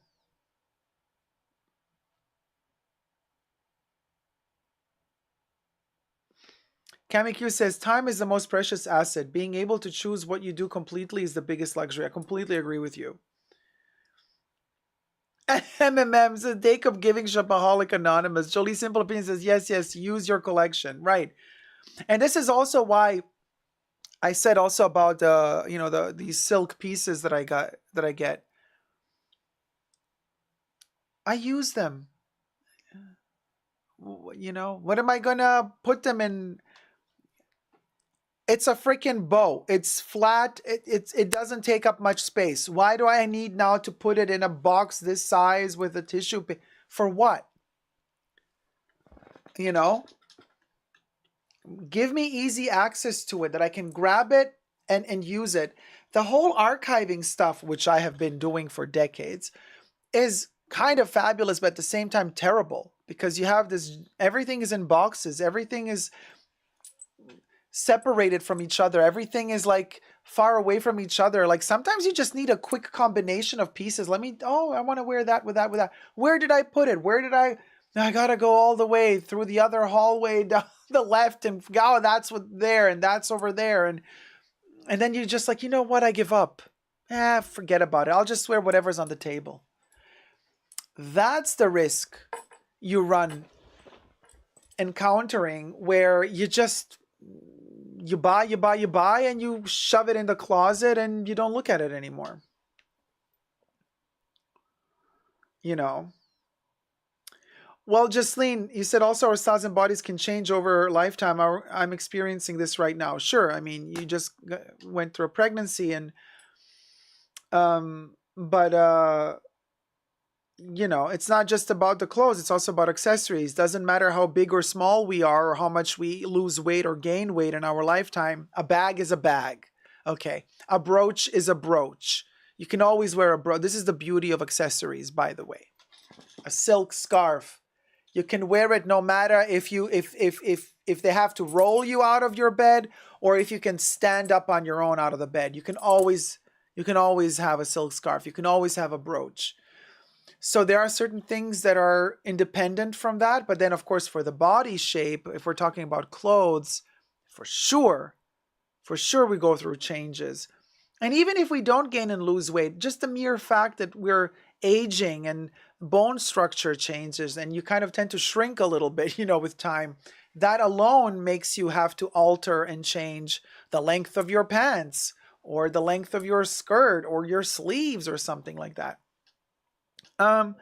So,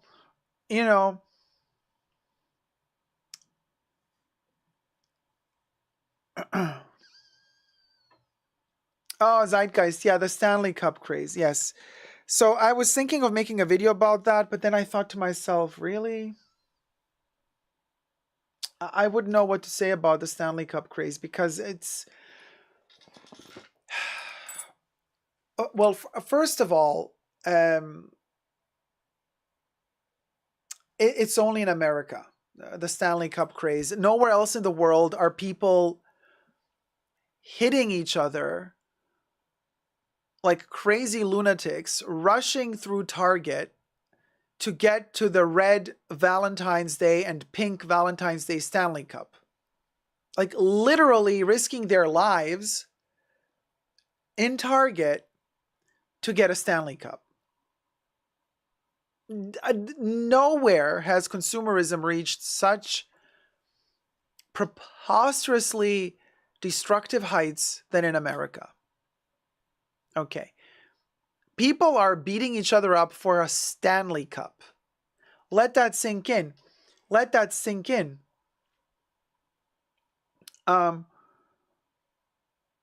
You know, accessories are always so underrated. Yeah, accessories are always so underrated. I agree.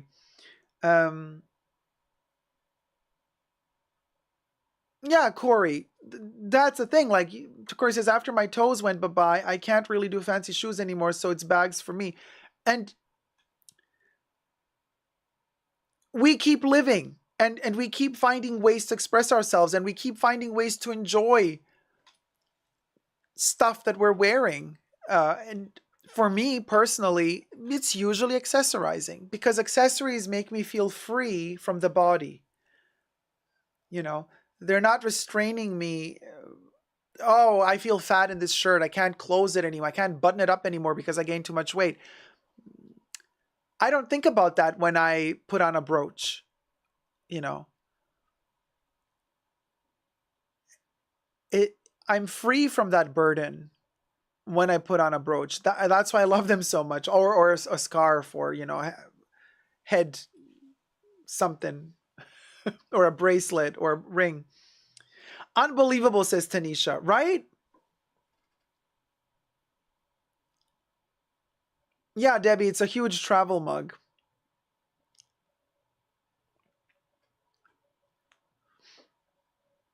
Yeah, they will always fit. Exactly, Linda. Accessories will always fit. Sign of the time, says Rosanna. Shikma says it will change to something else soon. Yeah, it probably will.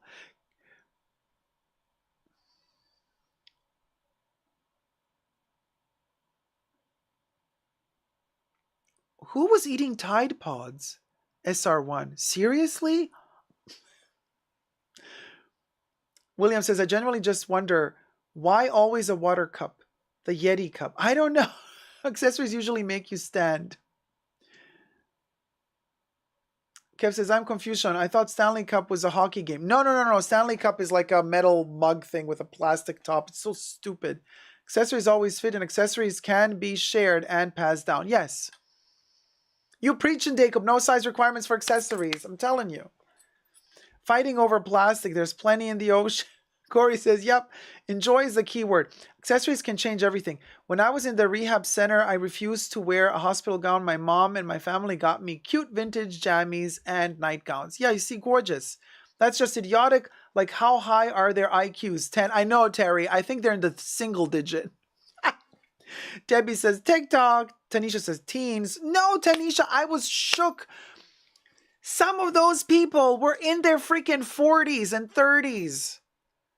Rushing, pushing, and shoving to get to the Stanley Cup. With their kids next to them, running with them. Like they're teaching their kids already this behavioral patterns. It is sad. Sad.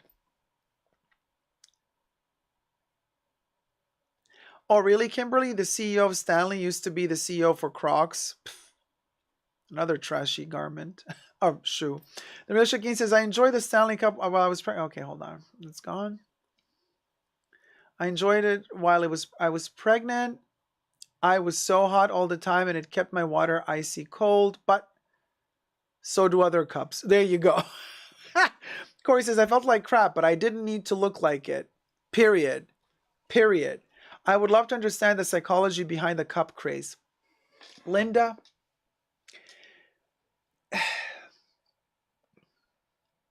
I really don't know. So the big Stanley Cup is $45. People are showing it around like, look, I could score one and I could afford one. But then I'm like, are we already at that level where in society a Stanley Cup equals wealth?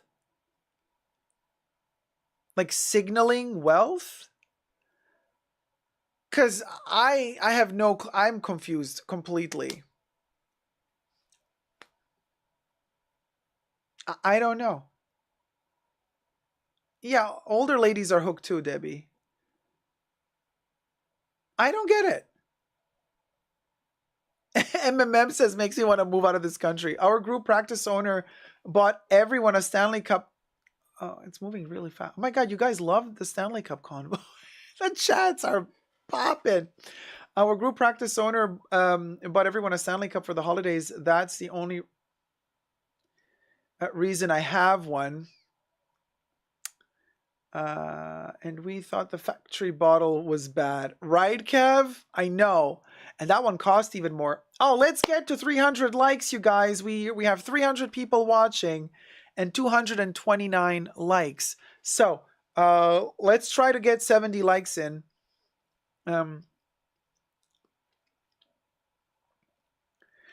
It's not like the hockey trophy, Yuri. It's a mug, like a thermos thing.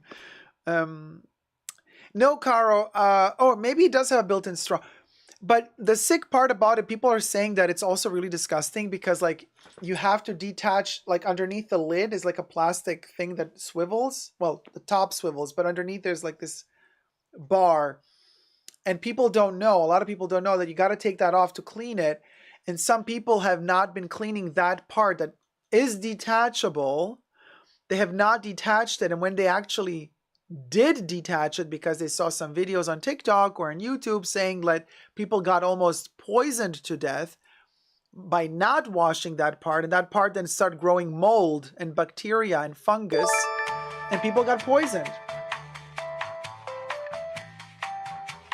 Oh, 5-0. Just gifted 10 Super Dacob memberships. Shikma Bonfield was gifted a membership by 5-0. Fifi Bondley was gifted a membership by 5-0. It's that time of the live stream. Maddie Wiesner was gifted a membership by 5-0. Corey K was gifted a membership by 5-0. Jedi Monkey 14 was gifted a membership by 5-0.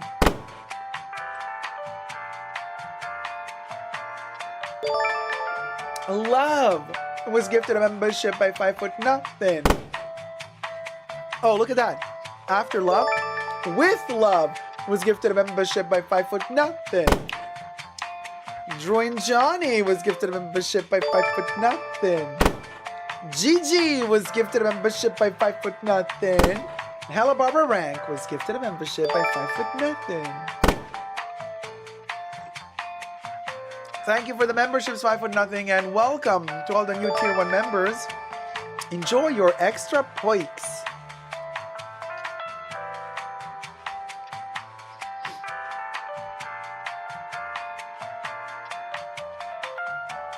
William says, considering the current economy, I could imagine a water cup signaling wealth. There's nothing wrong with the Stanley Cup, you guys. I'm not saying, oh my God, don't get the Stanley Cup. By all means, get the Stanley Cup. But by all means, please do not fist fight somebody else at Target for a Stanley Cup. That's all I'm saying. That's all I'm saying. It's like, it's the craze that makes no sense to me. The Stanley Cup in its own right is okay. So I was saying, so this one chick said she almost died from it because of the poisoning. She didn't clean the thing. And then another one showed on camera, like she popped that thing open, showed it, and it had all this mold on the inside. It was so disgusting. So you have to always detach that and always wash it, apparently. Oh, there's dupes of the Stanley Cup as well. Cha. Andy uses hers on a daily for the 80 to 96 ounces of water she's supposed to drink. I'm so embarrassed to be human. Cha.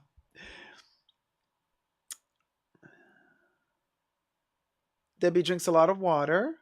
When they are passé, I can't wait to get one at Goodwill to try it out, says Castle Incorporated. Kimberly says, Natasha B. Oh, wow, that's sad. What happened? 5-0, I agree with you. The Real Shakeen, I bought 2 as a gift for my OB collie because she loved mine. Why are people so obsessed with it? I'm so confused and laughing so hard, says Yodi. Yeah, those are gross. Oh, okay. 243 likes. Let's get to 300 likes. We are only 57 away. Chat's blocked. I'm almost ashamed to say I have the YSL Rive Droite water bottle and have only used it once. Oh, Kev. And I have the Chanel number 5 water bottle and used it 0 times. Linda, Jiglet, now the McDonald's bag is considered luxury bag. Yeah, completely. Sorry, my chats are jittery. Hold on a second.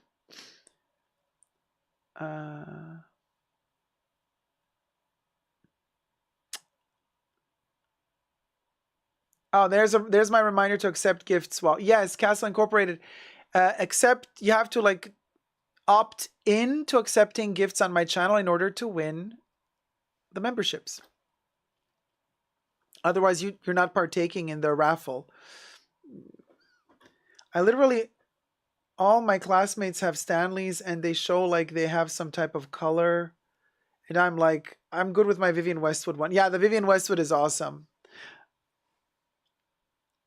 The Village King says, it reminds me that my Chanel factory water bottle is stored away in a box and never used. Yeah, mine also never. Ever. But it's stored away. You see what I mean? It's archived. Lovely. I don't even get it out of the archive to take photos of it for my Insta. And I should, because, I mean, you know, it's a novelty. It's a bottle. I should get it out of the archive. That entire factory collection.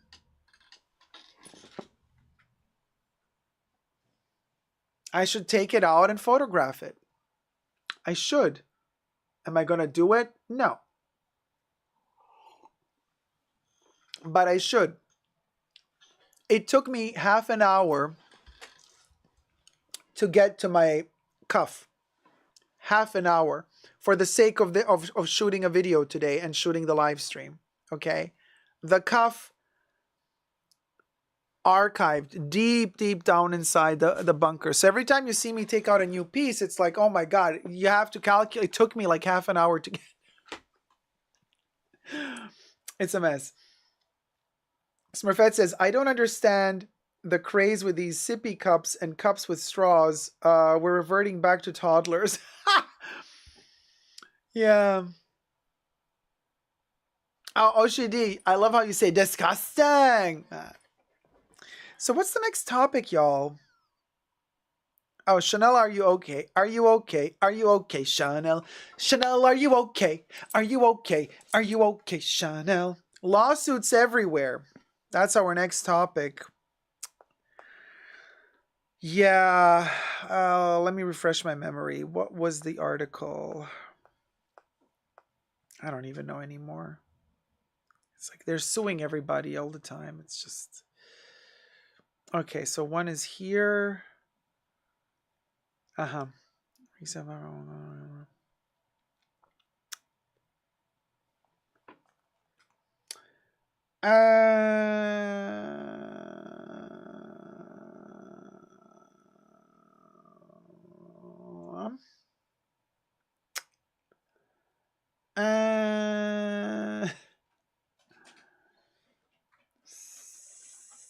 So what's the issue? Environmental strain, sophisticated.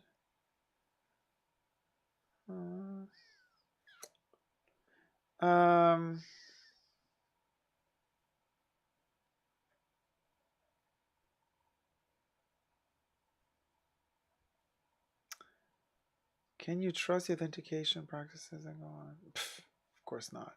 Okay, so we'll go. Okay. Ollie, hey sweetie. Hi, I have a Super D Factory and a Chanel one. I do too. Both of them in the collection. Yes, the Super D Factory is super special. It done huge price increases. Oh, I love this cup you are using. This one? The pumpkin? It's the pumpkin. Thank you.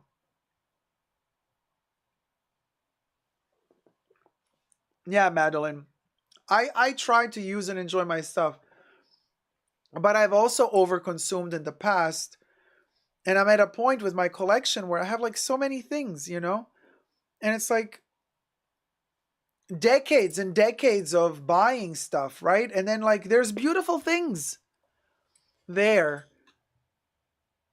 but there's not enough time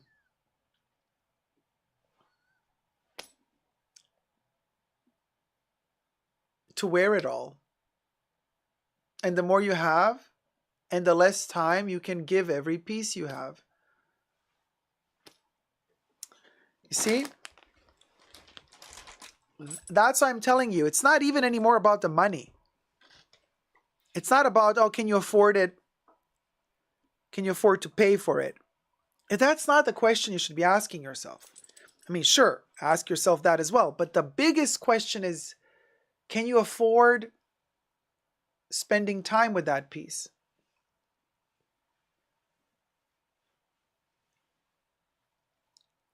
That's the real question. That's the real question.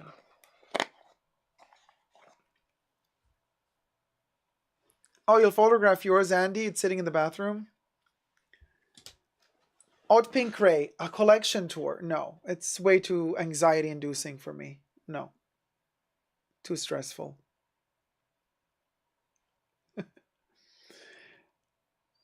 Okay, let's do this.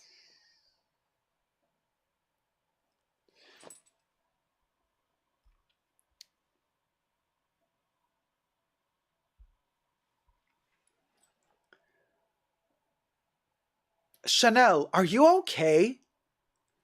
Lawsuits everywhere. Such a mess. 2023 ended on a weird note. 2024 is even more messy. Let's talk about it.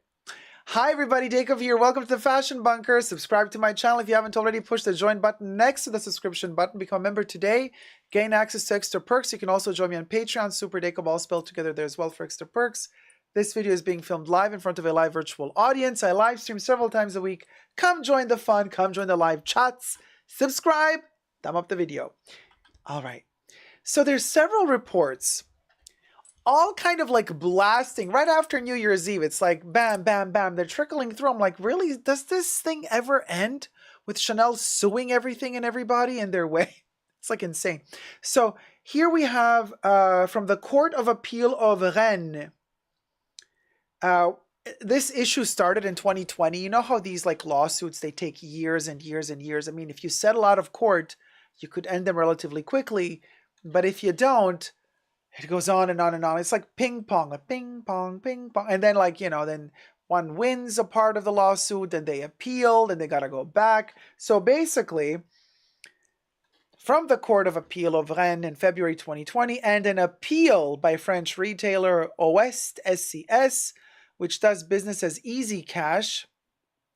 In its decision, the Court of Cassation in France held that Ouest and its principal, an individual identified as Mr. N, infringed Chanel's trademarks by offering up samples bearing those marks without Chanel's authorization. Everything I say in this video is for entertainment purposes only, not rooted in truths or facts. Everything's alleged and just my opinion. So basically what's happening with this lawsuit is that, and this is very bizarre, Chanel is literally suing a retailer for selling their samples. And again, if they win, this will set precedent. So Chanel can technically come after you for, let's say, selling your freebies that you got from Chanel, your samples or freebies on, let's say, a secondhand platform of your choice. And why are they suing? So basically, Chanel says that they're infringing the trademark by offering up samples bearing those marks without Chanel's authorization. I'm like, but you don't have to authorize. If you've gifted me a freaking sample, I can do with it what I want. I think their issue was that these people, like this business was allegedly selling samples professionally, like in huge quantities. I don't know. Additionally, the Court of Cassation determined that Ouest ran afoul well, where is it? Of the law by offering up the Chanel products without their original packaging. Now, what are we talking about here? I mean, do I have a sample here somewhere, like, that I can show you? Probably here I do. Okay, so what are we talking about here? Here I have a Chanel sample of their Les Exclusives body cream. The original size is 150 mil. It's like it's a big jar, but they give you a sample for free, 6 grams. So 150 gram is the big one, the one you buy, and the little sample it is a 6 gram version. Also comes in a little paper box like the OG, like the big version, and then it comes in a little glass jar like this. So what are they talking about when they talk about original packaging? Are they saying that they're selling the sample like this without this? Because also these come in a box, like, I don't know, maybe there's like 8 of these or 10 of these or 5 of these. They all come in one box and you take them out and you gift them. So does Chanel want you to sell these in this and then this box in a set of 10? I don't understand. Why do they have a problem with it not being originally packed? And I mean, these are samples, but what about freebies that are not creams or perfumes or makeup? Like little pins or little knickknacks, little ribbons, you know, little extra freebies like that that are not cosmetic products that might expire, you know what I mean? That might be hazardous to your health, hence damaging the image of Chanel if the wrong person were to sell them. Like that I would kind of understand, but anyway. So, in its appeal, Oest made a number of pleas, namely that the Court of Appeal erred in determining that 1.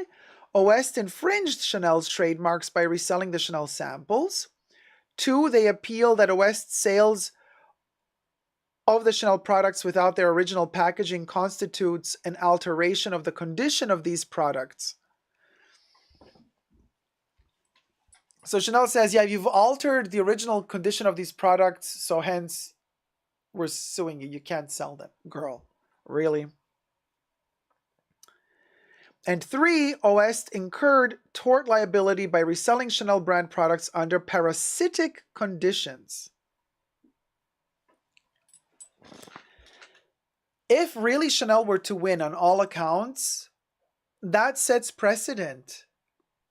At least in Europe, since this is apparently happening in France. So then they could, you know, what's next? Oh, sorry, Mr. Reseller. You know, you got your sample and your freebie at the Chanel Beauty Boutique of perfumes, and you got a camellia. Here. This was a freebie. It comes on their little shopping bag. It's a sticker. Oh, you're selling this, but you're selling it outside of the set of all the stickers stuck to one sheet. So no, you're selling these two like this. And they're like, yeah, no. No, you're not allowed to. Really? This is some serious weird stuff. And the second lawsuit that's also happening right now, as reported by QZ.com, the trial for Chanel's showdown with resale platform, what goes around comes around. Thumb up this video, you guys, if you're enjoying it, and subscribe. This lawsuit is interesting. They state that it's another example of the fashion industry's complex embrace of the secondhand market. And here's the plot twist. And I've been telling you, these brands, they start suing when they start thinking that they're losing money. In this particular lawsuit, it would appear to me, and like I said before, and I must say it again, everything I say in this video is for entertainment purposes only, not rooted in truths or facts. Everything's alleged and just my opinion. The issue here is that, again, I feel like Chanel has upped their prices so much and they're not selling as much as they used to. So, you know, in times of full-blown earning money, sales, prolific sales, you know, in a time where you have fertile sales going on, brands are not so aggressive towards each other or towards any other form of income that somebody else might generate through reselling of certain brands. But it's usually when like times start getting rough that brands try to do everything possible to maximize their own profits. So maybe Chanel isn't doing that well after all. I don't know. I'm just speculating here. But here's the issue with what goes around comes around. What goes around comes around is a reseller of used Chanel products. Now, pre-loved Chanel products. You know, in some instances, as this article says, what goes around comes around apparently also has some physical shops, and some of them are really close to, let's say, a Chanel boutique. So now Chanel is at a place where they don't want competition from a pre-loved store by, let's say, saying, well,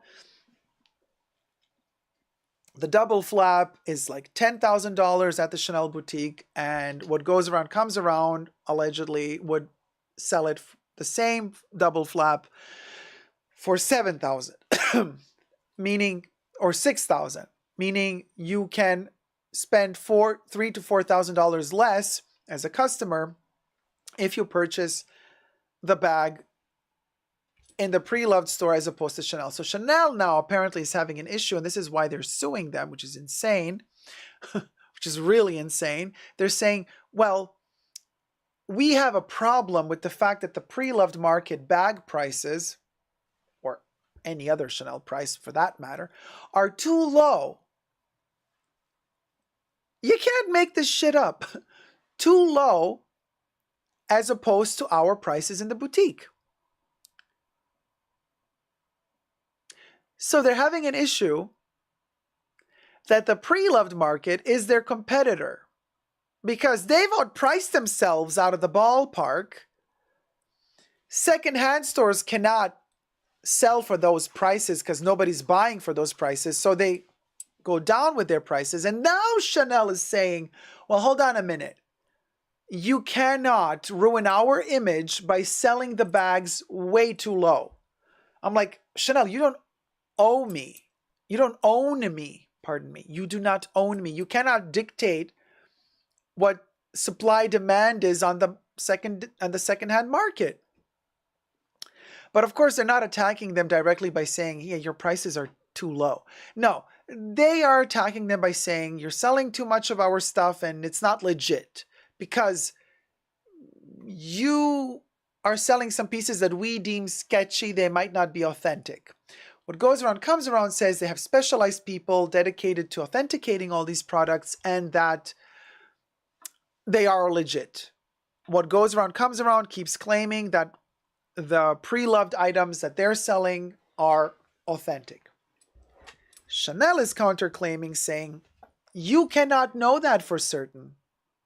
Only we can because we are the brand. You and your authenticators cannot possibly authenticate at 100% certainty.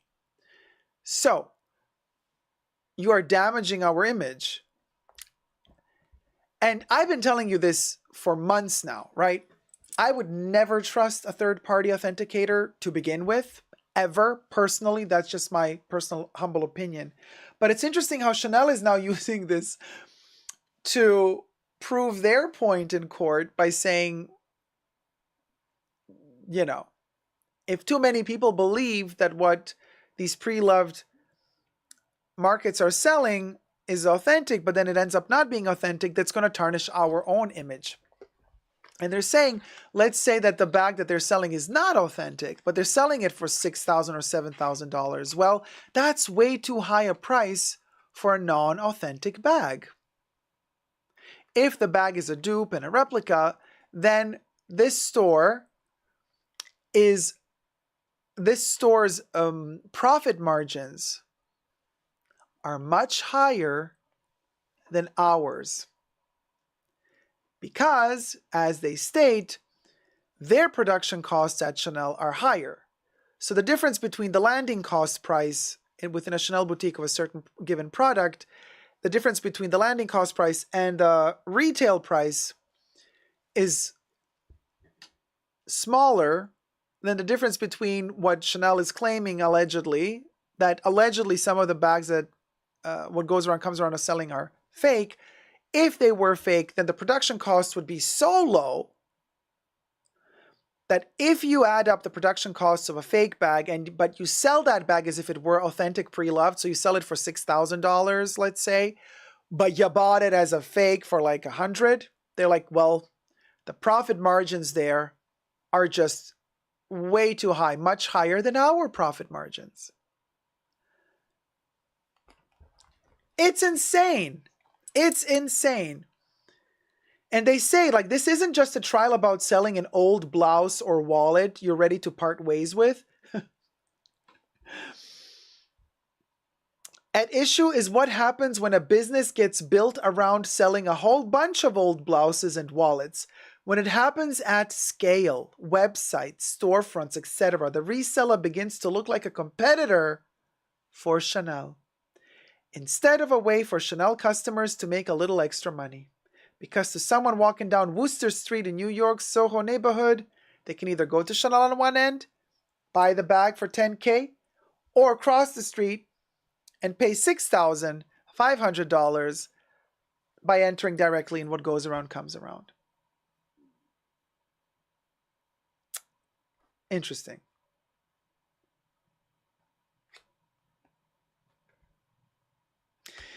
What goes around comes around also claims that it really researches its authentication process. They also purchase a lot of fakes so that they can keep up with how the fakes are built, so that they can compare them to the authentics, to always be up to date with what the newest techniques are and technologies are for the fakes. And they also say they're looking always for hints and clues in bags to see if they are authentic or not. Which these little hints and clues have become sophisticated enough to include serial numbers and QR codes, but also fake bags have them. Quote, we conduct an extremely detailed research about the counterfeit market and collect data on exactly how they are made to compare to authentic pieces.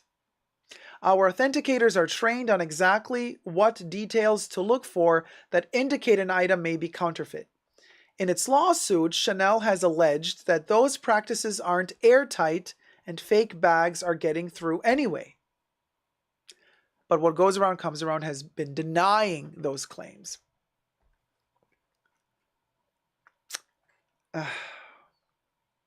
And the biggest question that arises here out of the article and also in the lawsuit is, can we trust the authentication practices that go on?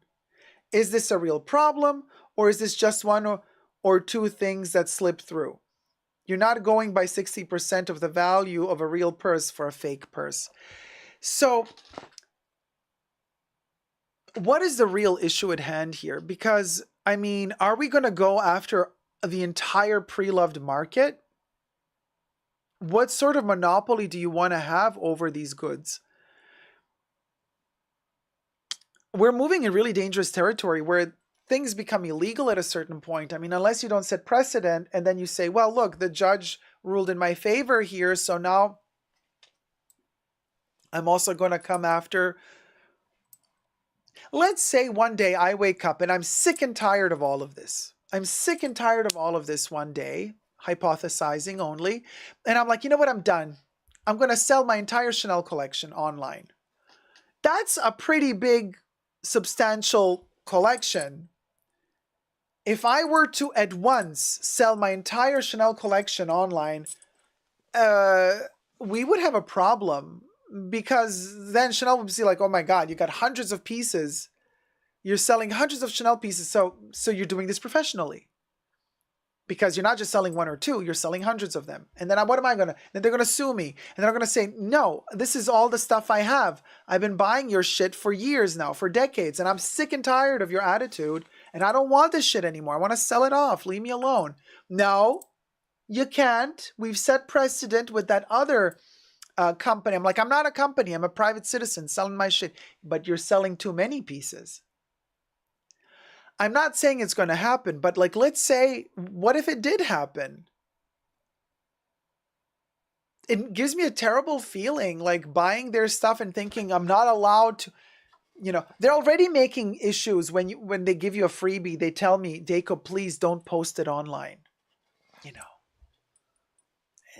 It's not well seen within the company. Influencers posting the freebies. I'm like, so I'm not even allowed to post it on. I'm not allowed to wear the shit I buy from you. Like I feel guilty just by taking a picture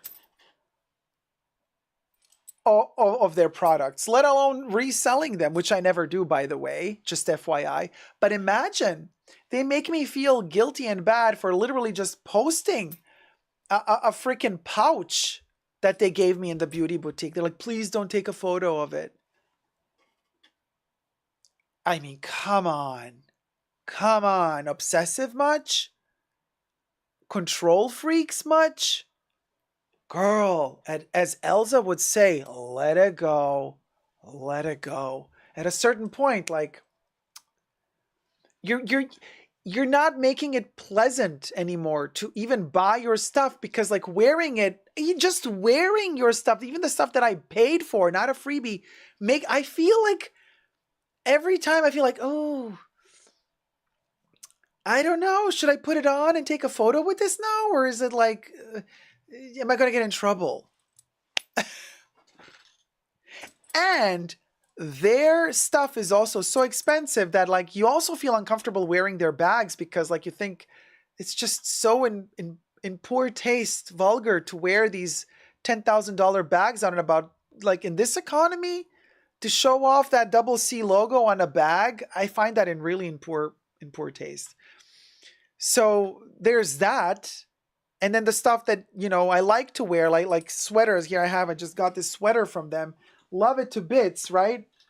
It looks like a handmade sweater, like super simple. It's not like, doesn't scream Chanel. You know what I mean? It's not like it has double C logos all over it.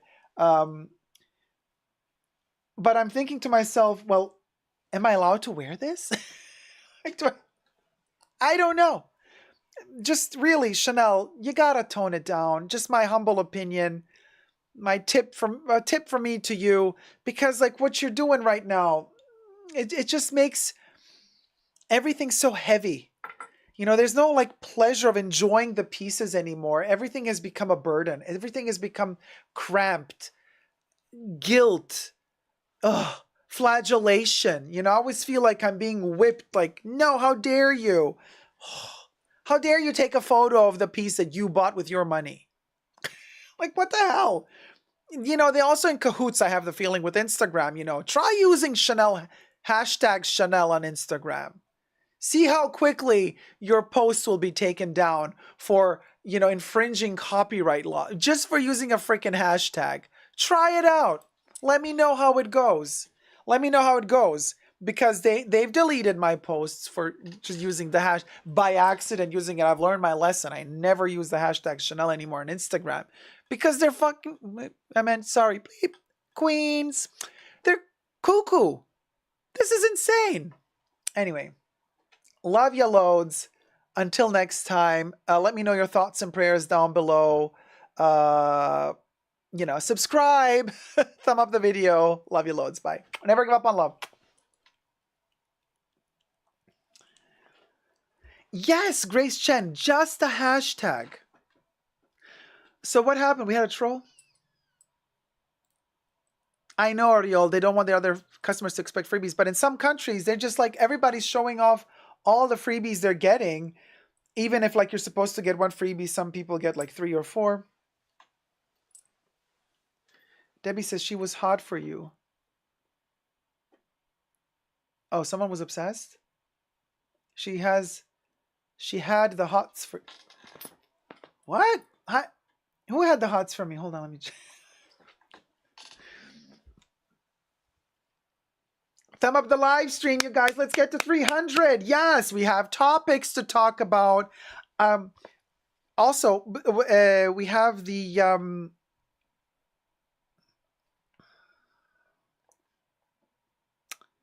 we have the Hermes topic to talk about as well.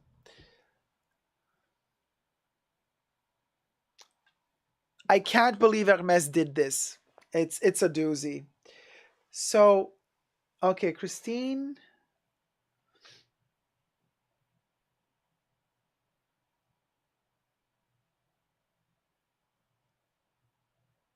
Okay, David Bowie wore this makeup. I'm reading the canceled comments. Oh, darn. Well, he's too... What? He's too pretty. Oh, thank you. Okay. Oh.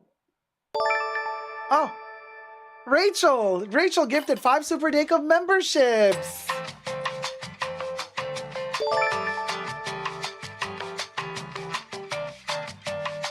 Kudo was gifted a membership by Rachel K. Penny Lane was gifted a membership by Rachel K. Ella Boogie was gifted a membership by Rachel K. Tam was gifted a membership by Rachel K. And Marlo Noors was gifted a membership by Rachel K.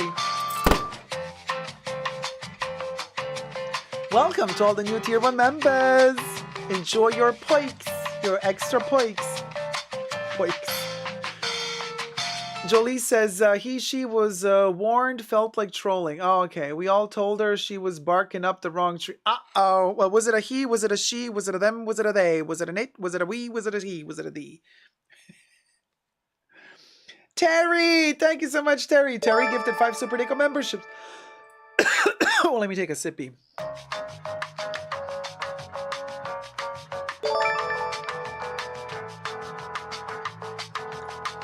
Julie Son was gifted a membership by Teresa Maguire. Frozen Luxury was gifted a membership by Teresa Maguire. Carissa K was gifted a membership by Teresa Maguire. Oh, I'm loving this little jam. Worka was gifted a membership by Teresa Maguire. Did we do Carissa K?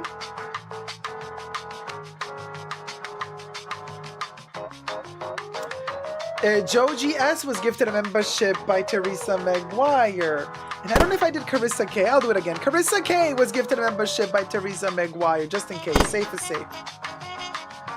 Thank you, Terry, and welcome to all the new Tier 1 members. Enjoy your extra points. Yori said, I was paying full attention to Dacob and missed the whole drama. I missed it too. But you know how I am. When I film these segments, I go into my own like kind of TED Talk monologue, blubberbutt mode. so I kind of I forget about the chat for a second. So I missed it as well. But TED Talk blubberbutt mode. That's something Sophia Petrillo would say, wouldn't it? Blubberbutt mode.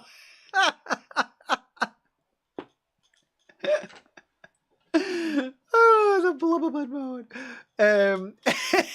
Sarwan said, I'm laughing so hard I just snorted.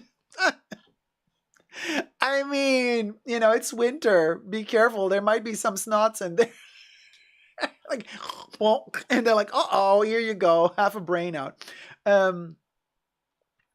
So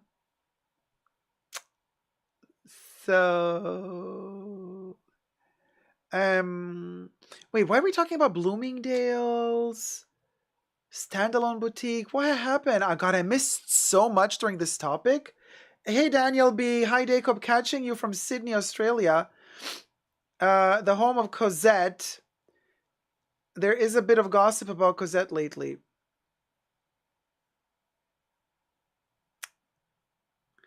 Daniel.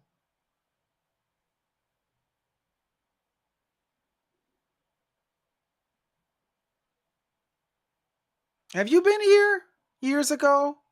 Is that you, Daniel, or is that another Daniel? Because you're mentioning Cosette, so that means you haven't watched my channel in a while, because I've done like 10 videos on Cosette.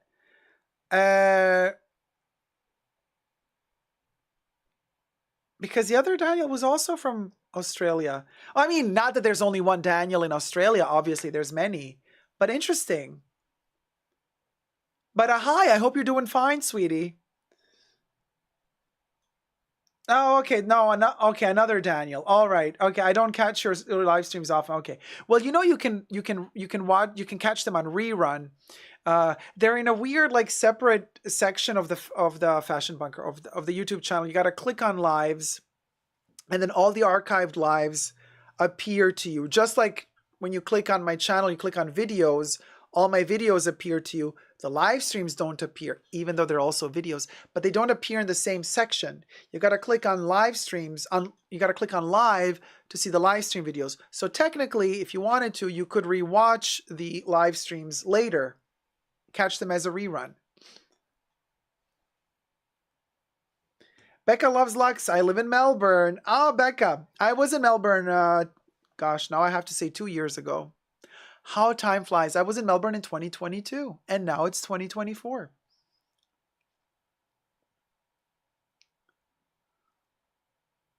I mean, 1.5 years ago. Okay. In July of 2024, it's going to be 2 years. But damn, 2 years already since I was in Melbourne. It feels like yesterday. Seriously, you guys, where does the time go? Where does the time go? I mean, it's insane. Scary, really. Before you know it, we're a Ghana. Yeah. It goes so fast, Corey, right? Oh, Kim Zabiegalski. Yeah, I managed to stay up for the live. Always fell asleep. Yay, sweetie. Glad you made it. Jocelyn says, Sydney, Australia for me too. Whoop, whoop. I love the fact that we got our Aussies in the house. Even though we've had our fair share of cuckoo Aussies, there's some really, really good ones out there as well. But there's a lot of cuckoo ones. One doth wonder. Zeitgeist, yes, I do like Chanel skincare.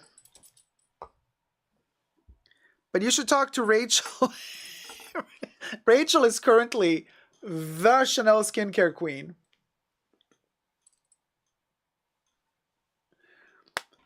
I do use a lot of their Sublimage eye cream. And just today I used the Le Fluide from the Le Lift range before I put on my foundation. And I do also use Extrait de Crème from Sublimage from time to time. And then I have others. There you go. Rach is in the house. Yeah. Rach is like, so, listen, Linda. Usually in the pre-show. So listen, Linda. The little creamlets from the Chanel skincare. Every week, Rachel is like, you guys, the Chanel skincare is amazing. I've tried quite a few of their creams. Yeah, but oh, KDB, you and me together, I need a little lift as well from head to toe. I once bought a gel cream from the Hydra Beauty line when I was like 16 and felt so good about it. Yeah, I don't know. There's just like so many other brands that do much better skincare for like better money.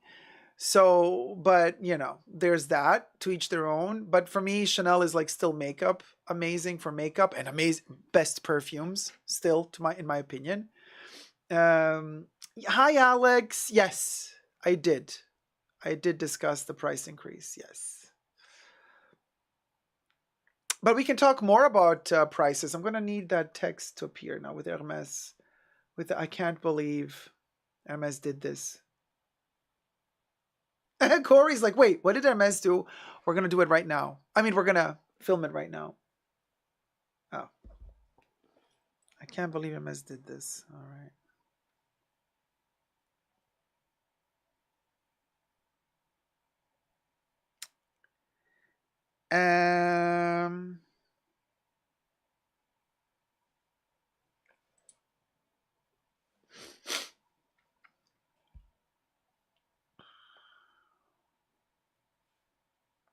Hold on, you guys.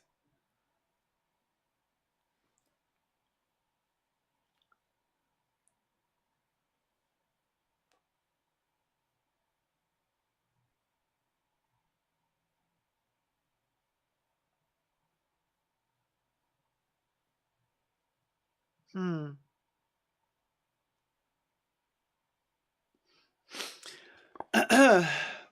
Well, this is a doozy.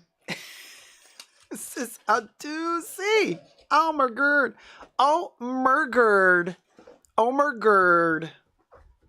All right.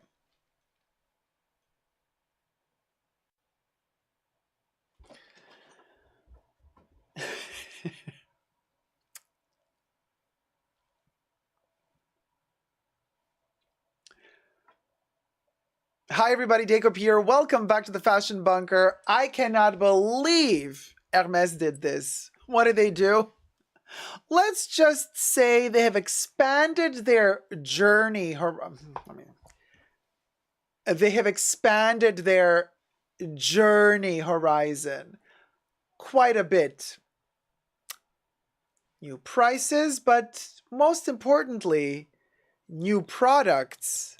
A brand new product category with a hefty price tag to boot. What is it? Let's get to it. First, subscribe to my channel here on the tubes. Push the join button next to the subscription button. Become a member today. Get access to extra perks. You can also join me on Patreon.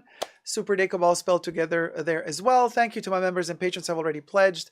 This video is being filmed live in front of a live virtual audience. I live stream several times a week. Come join the fun. Come join the chats. Listen, Linda.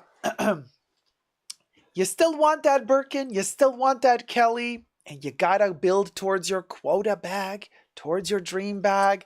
And you're sick and tired of buying homeware. You're sick and tired of buying the porcelain ashtrays. You're sick and tired of buying the little porcelain platelets, the muglets, the glasslets, all the let's. You're done. Okay. Your journey needs another path. You're done buying the Avalon blankets, you know. There's just so many Oran sandals one can have. Hermes thought of a great idea. Let's add some more perks to the journey. So now, they've added stationery. Everything I say in this video is for entertainment purposes only, not rooted in truths or facts. Everything's alleged and just my opinion. Okay. So, there's a whole stationery world opening up at Hermes for you. Yes, you can now purchase pens, pencils. I wonder if they're also going to issue sticky tape. Oh no, wait, Chanel did that for the Chanel No. 5 Fectre collection a couple of years ago. Yes, washi tape for $50. Let that sink in. So I guess there's going to be, what, staplers? Would be kind of cool to have a stapler in the shape of a horse. I guess if you're thinking stationery, I guess you're going to think paper, cards, greeting cards, but also, you know, something as basic as, let's say, how about we talk about an envelope? How about we talk about a single paper envelope? Care to see how it looks like? The Hermes single paper envelope, which as far as I'm aware of, as of now, it's not part of the journey. It's not part of the, it's not a quota envelope yet. Quota bags are a thing of yesterday, are a thing of yesteryear. As we've all seen a couple of weeks ago, Hermes, McDonald's paper bags are the new Birkin. I made a whole video about that topic. It sounds crazy, but you can't make this shit up. It's really happening in certain places. So I guess Hermes was like, well, hold on a minute. Paper McDonald's bags. Ooh, we could make paper into quota. Yas, Quinn. Well, let me show you how this single paper envelope looks like, and then let's discuss it. And while we're at it, we can also discuss the price. Hit it, Bubbles. Well, we'll go. We'll go.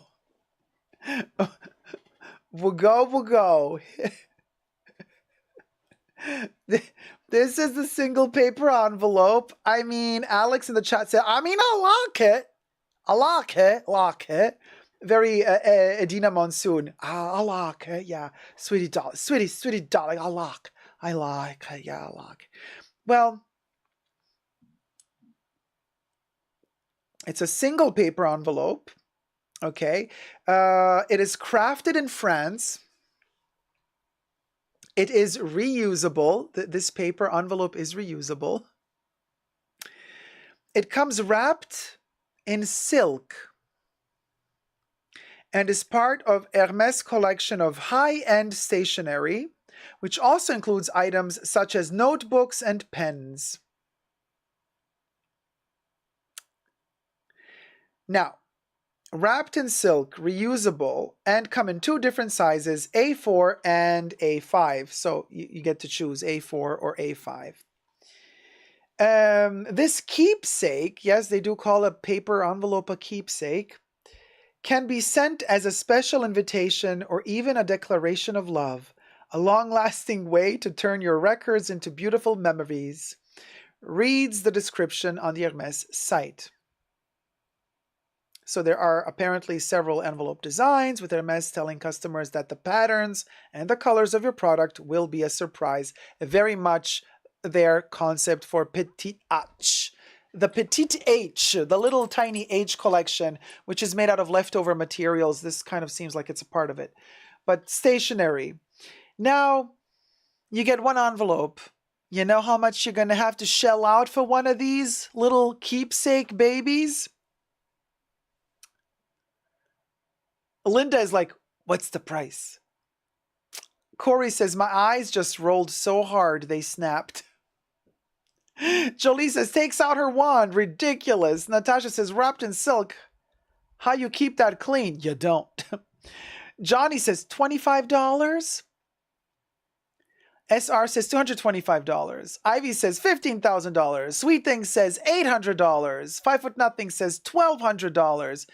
Caro says $65. Gloria says $45 to $50. Kev says it's the price of 3 Birkins. And Debbie Googled it. Debbie guessed it. $125 for one, not 2. Don't get greedy now. You don't get 2. You get only 1. You get only 1. One envelope is $125. And the brand also offers paperweights, including the 7.5-inch Samarkand paperweight. A paperweight for $2,950. You're welcome. You're welcome. Mahona says, good joke. I mean, bad, right? So, it's probably, this article is talking about stationery. It's from yonews.com, but I do believe that this is, you get the stationery not at its own section, but you get the stationery from Petit H, which is the little H, the Petite H section of the website where they get the paperweights covered in leather, where you get little brooches made out of leftover leather pieces. Petit H is actually my favorite part of the Hermes website. I really, really like it. They're very creative. This, however... Yori says, Hermes, no. You're doing it all wrong. Très wrong. Yeah. So again, the news outlets are reporting about this. Why? Because it went viral on TikTok. Yes, yet again, TikTok wins with viral posts. Viral video on TikTok reviewing this extravagant product, and a lot of the comments under that video apparently are stating that this is way overpriced, while other comments are saying, no, it's well worth the money. This is great. This is incredible quality. I wouldn't know. Paper with silk? Girl. Okay. How are you keeping your papers from flying away without an Hermes mushroom paperweight? Question mark.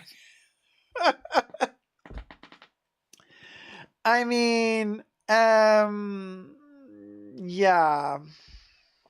What do you guys think? Is it worth it to you? Let me know in the comment section down below. To me, it's not worth it. I would not give $125 for paper that keeps folding and opening, and it's gonna get really weak in this area here. You know where the fold is when you fold it and open it.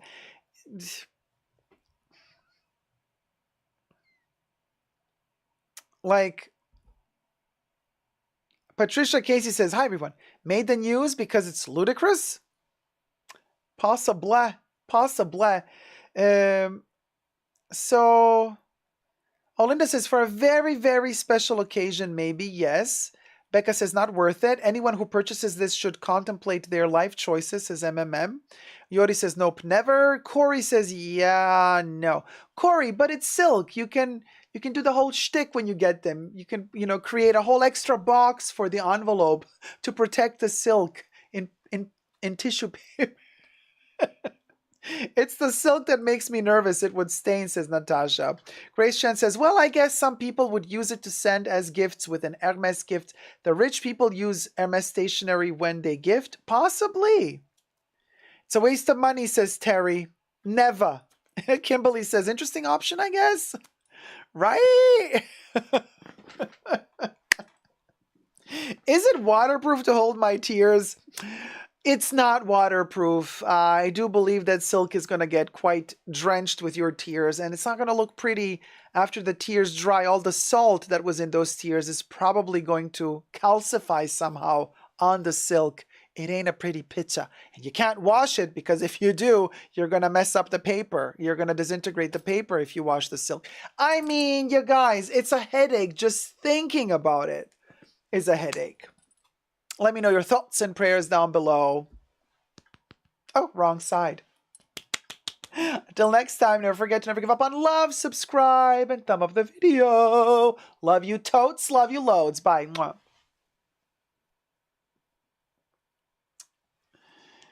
This is for people who want to look rich. A rich person would not get this. Someone will make a bag out of it. Ah, Jolie, simple opinion. Oh, and I think I know who would.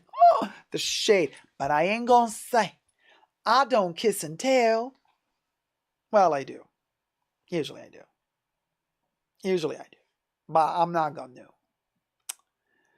Not gonna. I can see Dacob getting one to hold his Chanel receipts, honey. The shade. I'm gonna be like,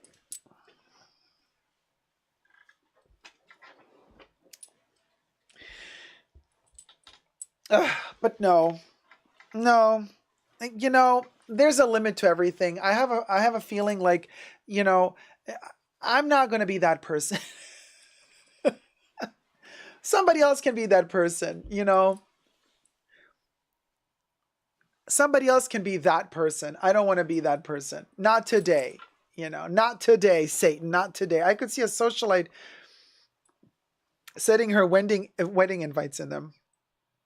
Currently contemplating buying the Féroce et Fragile book from Hermes, to be honest. Is that the pop-up book? Hi, Dacob. Hi, Blue Finch. What other fine jewelry pieces are you considering now that you have the Coco Crush ear cuff? I'm considering the Chant d'Ancre as a choker. I've already tried it on a couple of times. I'm not so sure I like how tight it is. I am contemplating the Coco Crush clip-on earrings and the Coco Crush mini ring. More platinum if Chanel will make them, because they've discontinued them. I don't know. Oh, it's not pop-up. It's the paintings of fields. Of Felids? It's paintings of Felids. Yori says, it's for their belles lettres aspirational customers. Ah, the shade, Yori. Yes. A luxury brand has created toilet paper. Wait, you guys, who did we see? Who created toilet paper? Was it Marta Margiela? Was it Moschino? Hold on a minute. No, you guys, I think it was Riva Droite. Wasn't it YSL? Oh, Felines. Oh, okay. Okay, Alex, Felines. I hope you're doing fine, Alex. You haven't been in the bunker for a long time.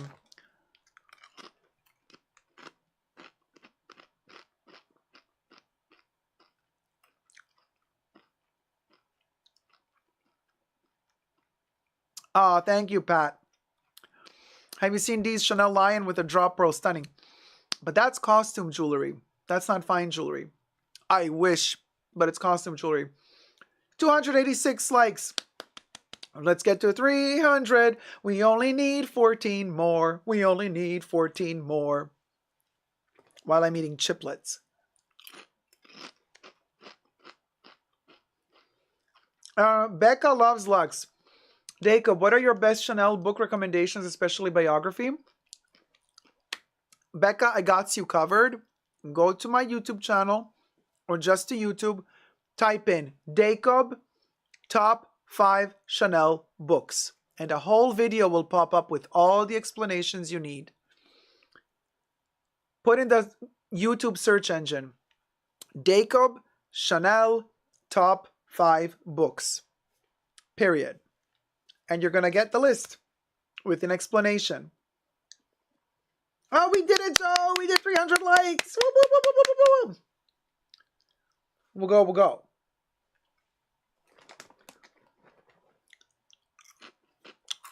Right, Debbie? Finalmente. Okay, what are we looking at?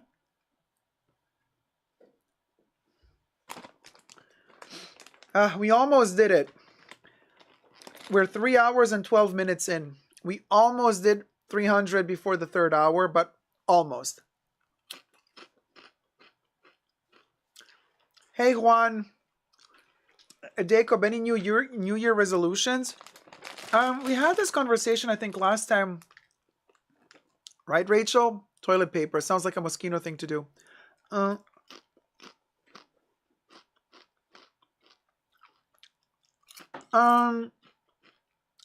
Wait, what did we say was our New Year's resolution? I actually had one. I forgot it already. Tells you how serious I am about the New Year resolution. What was it, you guys? Oh, yeah, Balenciaga, right, Jolie? Mm-hmm.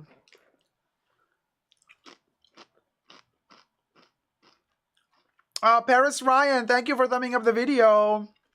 From Canada. New Year's resolution, you guys. Debbie, do you remember? We were talking about it the other day. Or Gloria, do you remember? Or listen, Linda, do you remember? Canada. Yeah, right? Canada. In the house. Oh my God. What, Alex? Minus 30 centigrade? That's cold. You gotta snuggle up underneath like 5 blankets and drink some more warm cocoa. Oh, Debbie, I can't remember either. Oh, Corey. Girl. I know, we're all in the same club. All have ADHD. We can't remember anything. I remember the dumbest shit. I remember the dumbest stuff. But I forget, you know. I'm going to be like, you said this 4 years ago about the mug that's in the corner of the 3rd cupboard to the right. Okay. But then you ask me, like, so what did you eat this morning? I'll be like, did I eat this morning? I don't know. Did I have breakfast? The poverty. Oh my God, the poverty. I call it selective trauma memory. Certain things traumatize me and then I remember them. And the things that don't traumatize me, I forget. Yeah, Corey, super useless stuff. I remember that. Always. Always. Teresa says, I think I found a Holy Grail foundation. I'm always trying to find one since Dior discontinued Air Flash. I'm always trying to find a foundation that doesn't settle in wrinkles and makes me look older.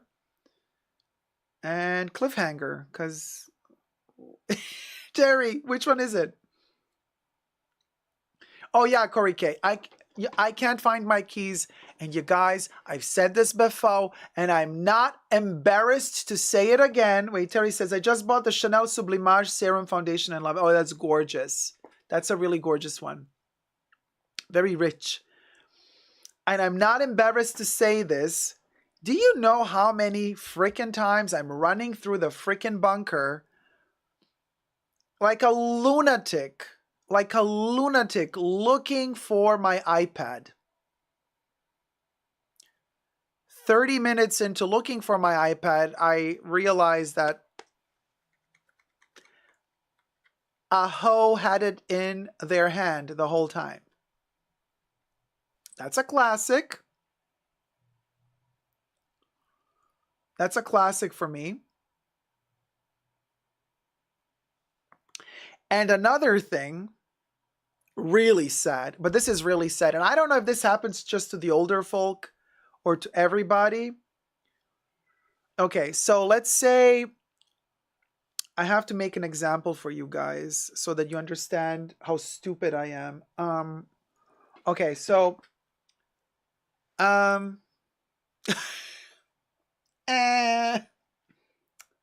yeah, all right, how do we do it? Okay. Here, my favorite book. It's super dirty because I read it 50,000 times. So here's Paul Morand, The Allure of Chanel. Okay, so I opened the book and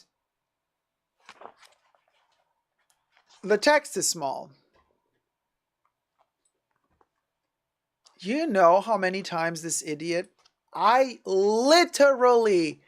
go to the book and I try to do this.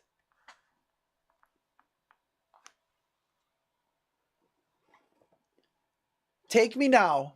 Take me now. Just lock me up somewhere and call it a day. Call it a day. Because yeah, I literally try to enhance the thing. I mean, you guys, Jolie says that you're not alone. It's really bad.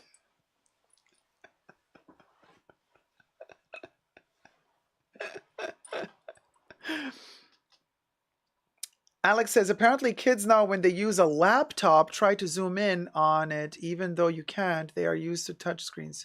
Of course you can. Many laptops have touchscreens. Hate to break it to you, Alex, but most laptops today their screens are touchscreens.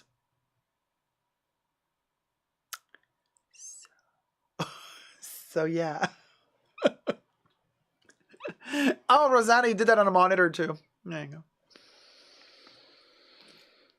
Corey says, okay, sweetie, even I don't do that. Yeah, Corey, I mean, I'm telling you, times are tough. Times are tough. Times are tough. Here I see something and I try to... Yes, you can do it on the mouse pad as well. True. Hey, Catherine of Sweden, if I can't focus on my screen at work, I adjust my glasses when I'm wearing contacts. Love it. Wish they would bring touchscreen to Mac. Yeah, well, they did to the iPads. I once said to someone, sorry, I can't hear you. I don't have my glasses on. Oh, that's a classic Zeitgeist. Yeah. That's a classic one. Oh, Alex is like, well, mine doesn't. It's not an old laptop, though. Oh, well. I mean, I love you, Corey says. I can't hear well without my glasses either. It's because we read the lips. It's like we listen, Linda, but we also read the lips, Linda. And when I see the lips motion and I hear, it's much better for me. And another issue. One of my eyeballs sees far, the other one sees near. Yeah, such a mess. Ugh, the tragedy. The tragedy. And then also, I don't know if it's just because one sees near and one sees far. that's because certain things are out of focus. Like even the color is slightly different. Like the saturation of the, oh my God, that drives me insane. So one eye, it's like when your monitor, you can color grade it. You can change your color grading of the monitor to make it more true to natural colors and blah, blah, blah. Okay, so one of my eyeballs has color grade. What am I, a freaking robot? One of my eyeballs is set more to like a warmer hue color grading, and the other eyeball is a colder color grade. Yeah. Mm-mm. Mm-mm.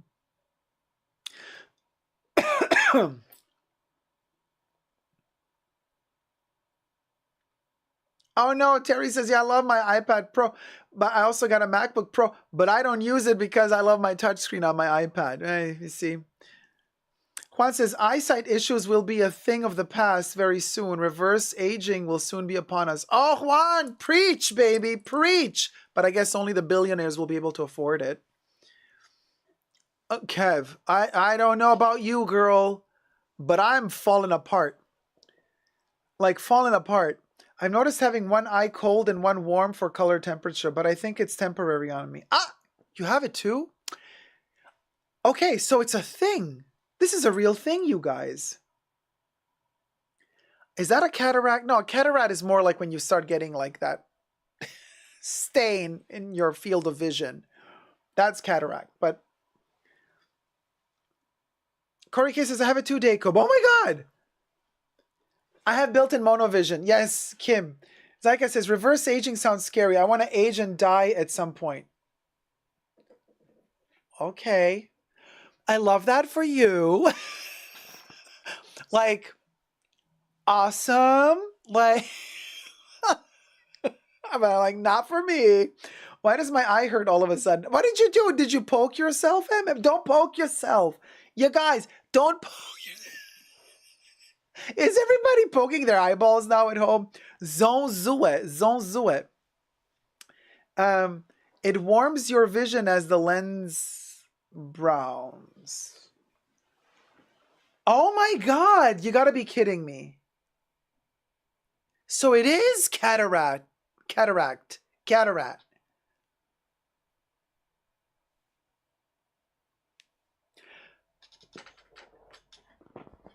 Well, we'll go.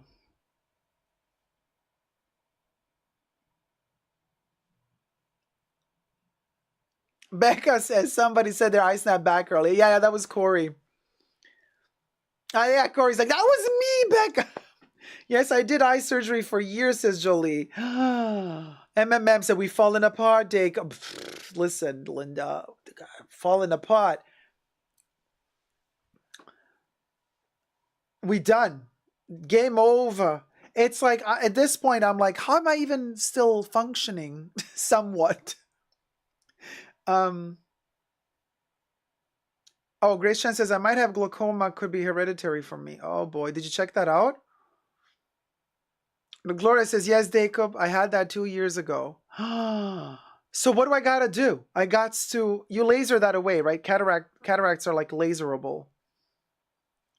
Come on. I mean, I am 237 years old as a vampire, but like, am I that old and I'm getting I mean, well, you might be spending too much time looking at a screen. Yes, I am. Glaucoma is very treatable these days. Oh, good. Grace says, I will have to. I'm starting to get some pressure in one eyeball lately. Gloria says, I had a new lens inserted. Dacob, at least you're 237 years old. You have an excuse. Yes. It's always a good excuse to be that old. Very fixable. Okay, thanks, Catherine. Lens replacement.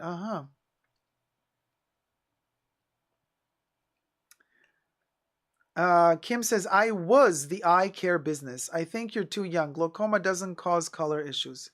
No, but cataracts do, right? No, they're dissolved and replaced with an implant. Oh, a good ophthalmologist is the greatest of luxuries. And dentist as well. Okay, Jolie says it's called... Okay, wait a minute. Feck. It's not called fuck, it's called thick. Emulsification. Well, emulsification, you too. Okay. Oh man. So yeah, Tanisha says, I thought it was just me with the vision issues. Great topic with solutions, right? Look at us in the fashion bunker. We talk fashion, we talk, you know. Jack the Chad, what's up, girl? Wait, hold on, let me scroll up. I missed a Jack moment. A Jake moment. Okay, I'm drunk and just showed up. I love Dacob. Hi, Jake. Love you too, sweetie. Drive carefully, okay? And don't catch a glaucoma. Teresa says, time goes by too fast. I wish it would slow down. It seems like yesterday I was in my 20s. Now I'm about to turn 51 Wednesday. And my MS and lupus and Crohn's just gets worse as I get older. I told you, I spent my New Year's Eve on the toilet. And a couple of days prior. And a couple of days after that. What a doozy. Nothing I could put in me would stay in me. Now it's okay. But I don't know. Maybe I just got some anxiety because it's like nothing that I ate, you know, because other people were eating the same stuff and they didn't get the same issue I did. But like, yeah.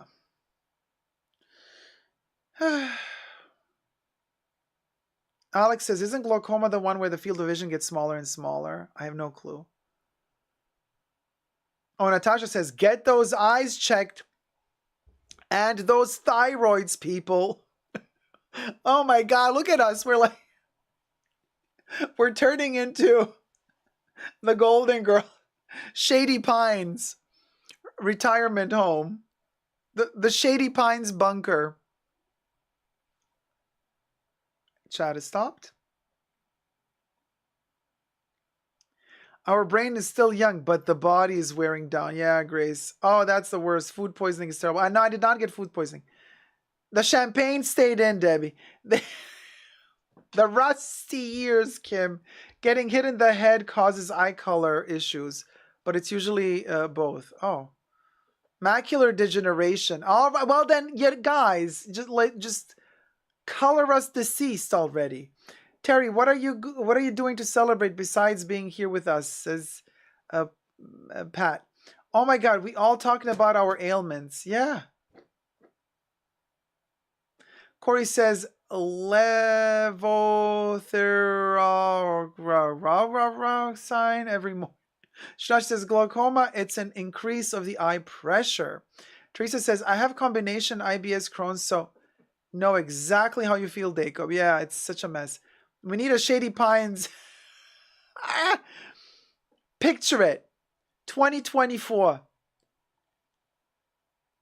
The Shady Pines bunker. Glaucoma was on the menu. So when we get old and living in elderly care, will we still have a live with you, Dacob? I mean, Grace will have a dead with you, Dacob. They used to call them live streams back in the day. Now they call them dead streams.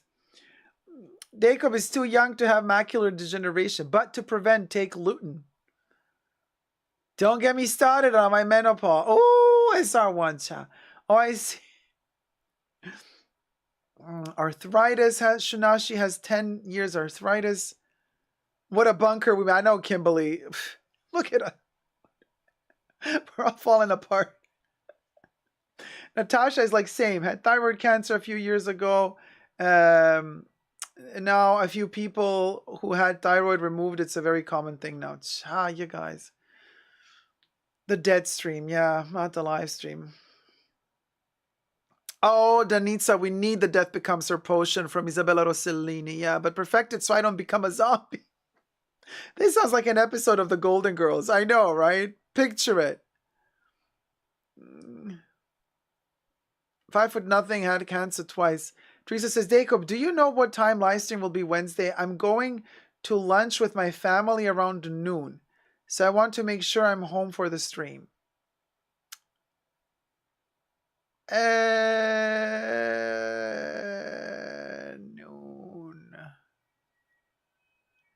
What did you say? Oklahoma?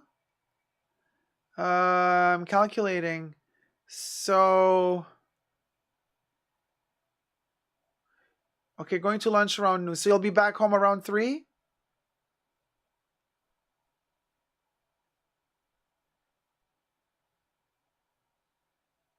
Zeitgeist, like, for all the gals out there, get a mammography. Yeah, Paris, Ryan also love the Golden Girls. I bought a little electrical fan to put in my purse for hot flashes. Oh, yeah, I have an electrical fan too. Wait, hold on a minute. Am I going through hot flashes too? Can a guy go through hot flashes? I know that men go through andropause or andropause, and women go through menopause. But thank you for being a friend. Right, Tanisha?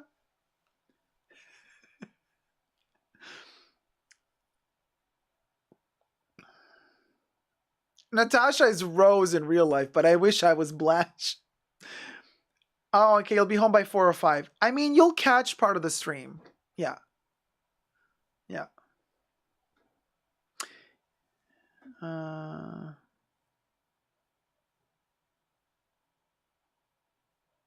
Becca says, Dacob, if you were a Golden Girl, which one would you be? I think I would be Dorothy.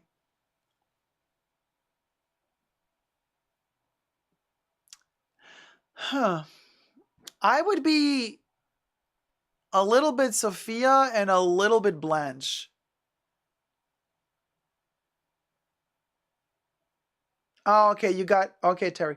Your hour drive home and you're going to visit your dad. Uh-huh. Kimberly says, this is making me and my ailments feel a lot better about myself. If all these amazing people here are all, yeah, we're all a mess. Mahona says, should we buy some Ouija board to connect during dead streams, or will we be doing rituals? Well, hold on, where are my matches? Good that you say that, because I have a surprise for you. Surprise, surprise!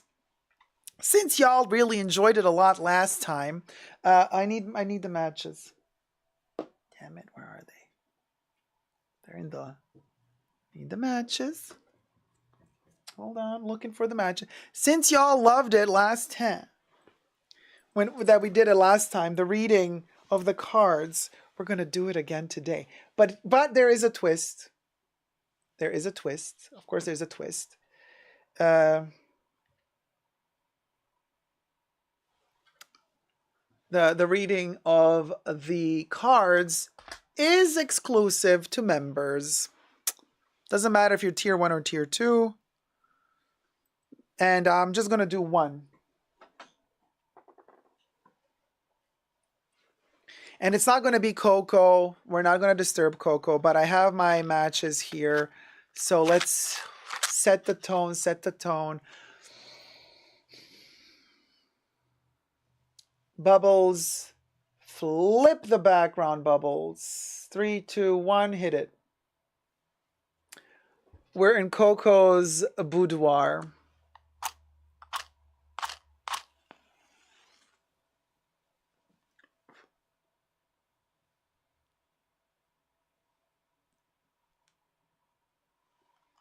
We're in the den. And I have the cards with me. These are the same cards that, not the same deck that Coco Chanel used, but this is the same brand of cards that Coco Chanel used. The Lenormand cards. I'm pulling out the cards, Tanisha, baby. You best believe we're gonna zoo it. All right. All right. So this is an exclusive for members. So we're gonna. Okay, who wants to do it? Who wants to get a reading? We're just pulling one card, and it's just for fun. Just to be very clear, we're not going to get sued here. None of this is real. All of this is just for fun. It's just entertainment. Don't take it seriously, you guys. Okay, who's the first who said me? Who's the first one? Was it Shunashi? Oh my God, everybody wants to. Oh boy, I opened up a can of worms. Look at y'all. Me, me, me, me, me, me, me, me, me, me, me, me, me, me, me, me, me, me. Shunashi was the first one. All right, Shunashi, you were the first one who said me. So, all right, Shunashi. I want you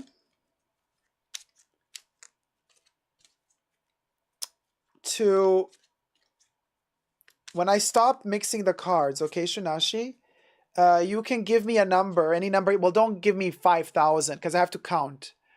So, make the numbers, from 1 to, let's say, 30. Or, well, how many cards do we have? Well, I don't know. From 1 to 50, give me a number after I stop mixing the cards. Hold on. And then I'm going to count through, and that's the card I'm going to pick out for you. You know what I mean? So I've mixed them. Now I'm going to cut them, flip them. And now from here on out, I'm going to count from the top one downwards, the number that you give me, Shunashi. And then the number you give me is going to be the card we're going to pull out. What's the CAD? What's the number?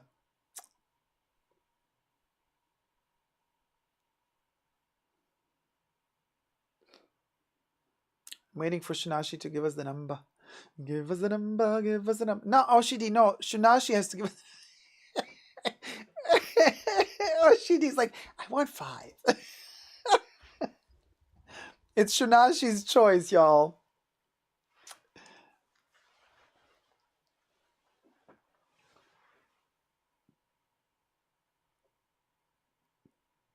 What, Shunashi, are you with us?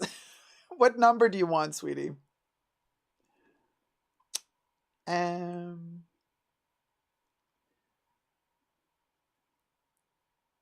Yeah, no. Give me a number.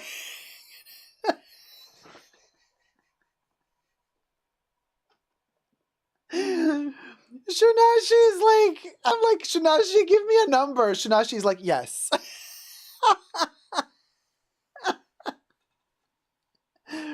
Give me a number, sweetie. Yeah, I know you're here, Shunashi. Type a number. 11. Okay.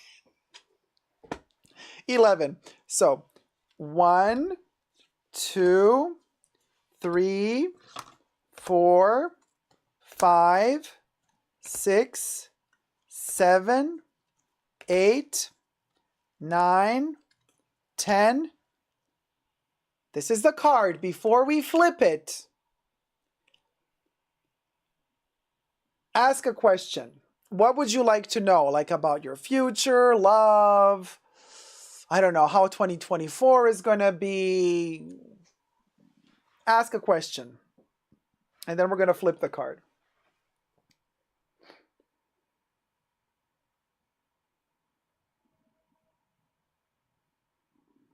Okay, will you heal your heart? Now, this can mean physically, but it can also mean emotionally.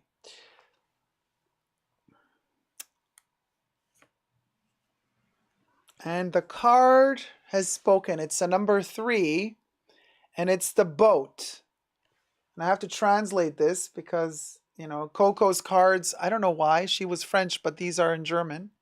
So, these are actually tarot, but somebody attacked me in the comments in the last live stream. This is not tarot. This is Lenormand. I'm like, Lenormand. I'm like, there's still tarot.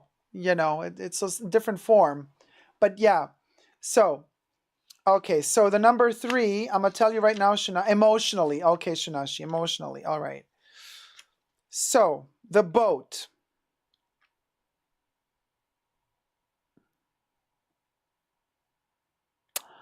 Oh, okay, girl. Listen, Linda. It is very, very interesting. The ship symbolizes travel, farewell, adventurous seeking, risk-taking, but I have a more precise explanation. It also means riches of the soul, emotional riches, and you will inherit peace of mind from somebody close to you,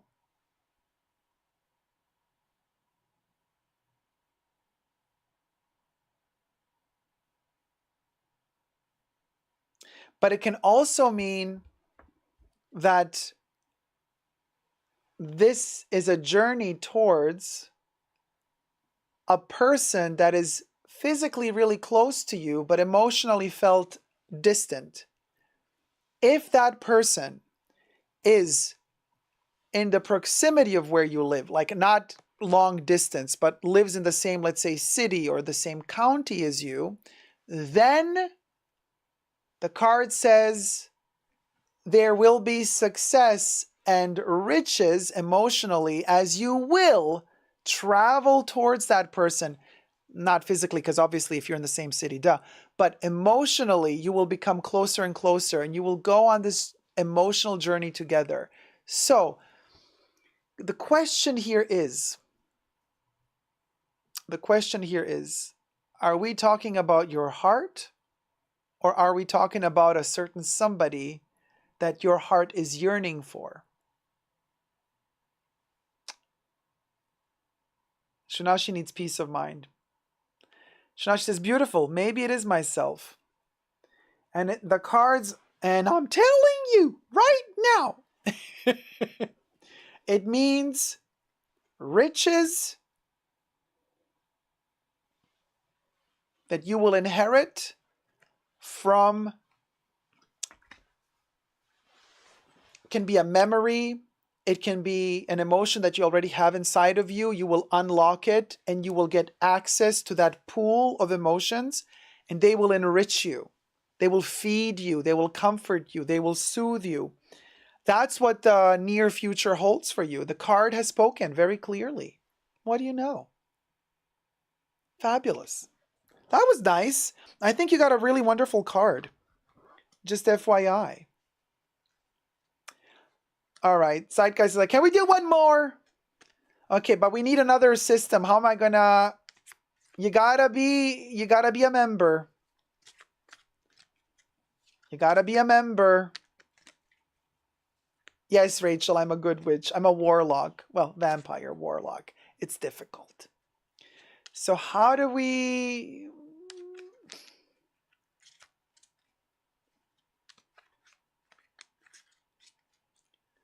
How do we pick? We have to find a... Everybody says Terry, Terry, Terry. Terry, do you want... Do you... I don't know if Terry wants to get her cards read.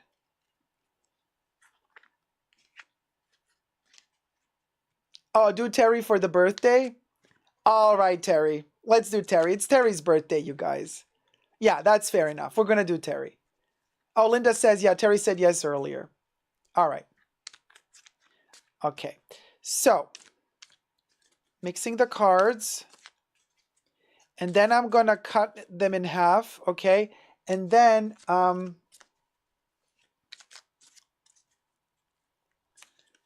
And then Terry, once I've cut them in half, you give me a number, okay? All right. Okay. Here we are. Now I need a number.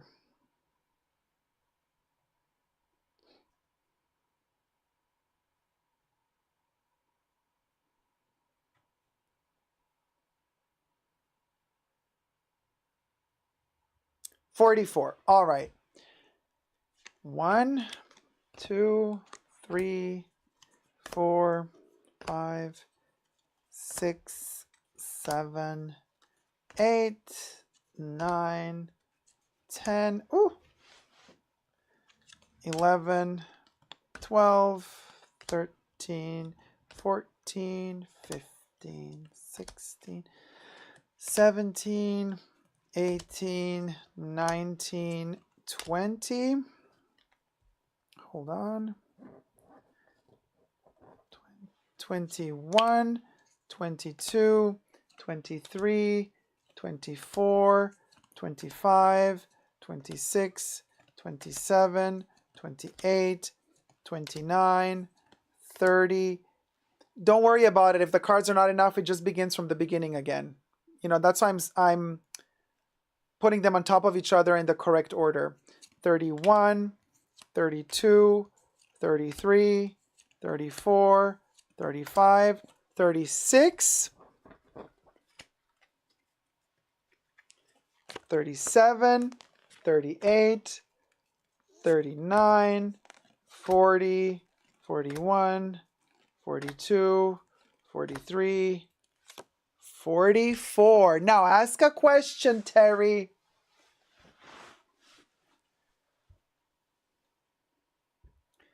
What do we want the cards to tell us? What's the question?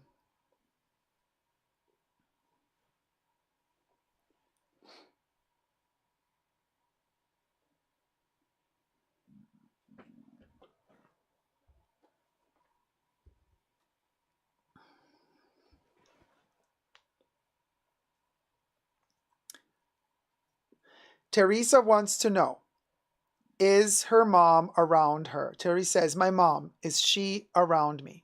Now, Terry, like I said before, this is just for fun. Don't take this seriously, okay? This is not, truth and, you know what I mean? We're just doing this for funsies, okay? Teresa wants to know, is her spirit around me? All right, let's flip the card. Oh my God. I just got goosebumps. I don't know how yes. Literally, you got the dog, which is the most faithful companion that is always with you. How the hell? Like, devoted, loyal, supportive, always with you. Oh my God, I got literally chills down my whole body. Look, you got the dog. Hold on, I don't, yeah.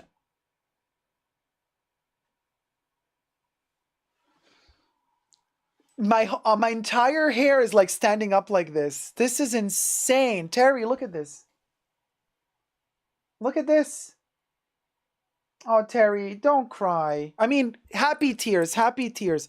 Look at this. This is, no, oh, no, and everybody's crying. No, Pat. Oh, and everybody's crying, you guys. Now I'm going to start crying. Stop. We're all going to cry. Oh, you guys. And there you go.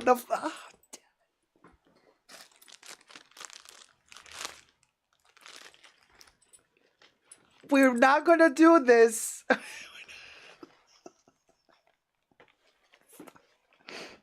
Oh my God.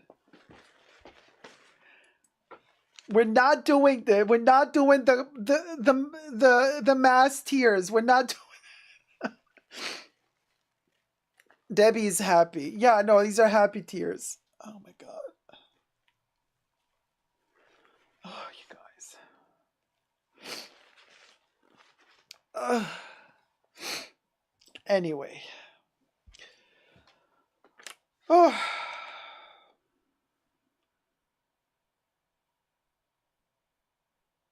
Rachel says, don't ruin that beautiful eye.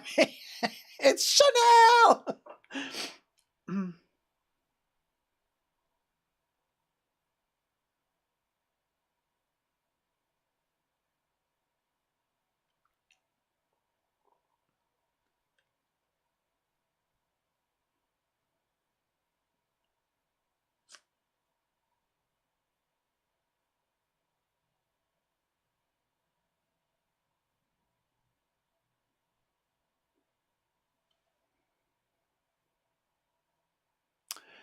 Give me one more number, Terry. I just read something interesting. Give me one more number. We have the dog, but the dog needs somebody next to him. Give me one more number.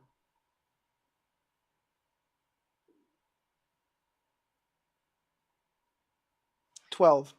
1, 2, 3, 4, 5, 6, 7, 8, 9, 10, 11,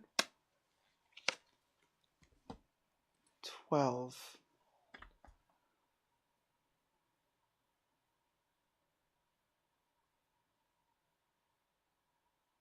Oh, good. All right. So basically, the card told me that if you pick another card close to the dog, which is this one, I'm going to show it to you in just a second. If it's a cloudy card, then the dog is trying to tell you, be careful. Somebody around you is plotting something against you.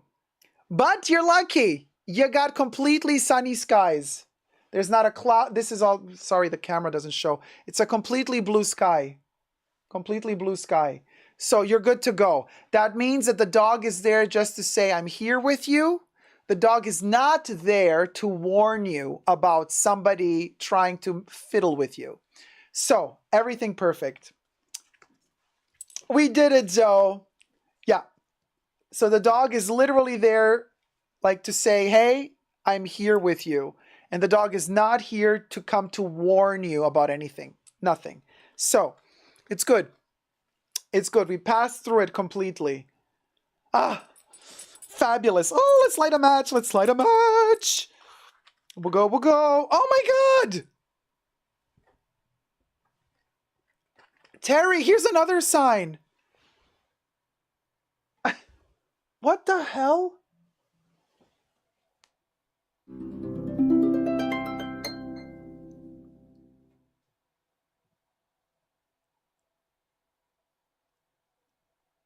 Like, wow.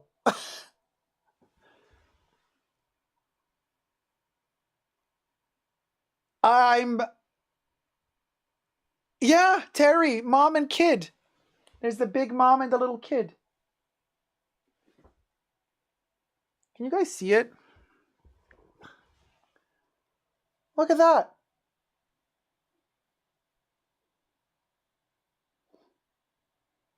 Mom is definitely with you, Terry.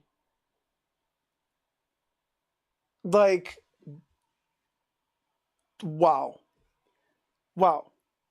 So, let's ignite the spark. Huh?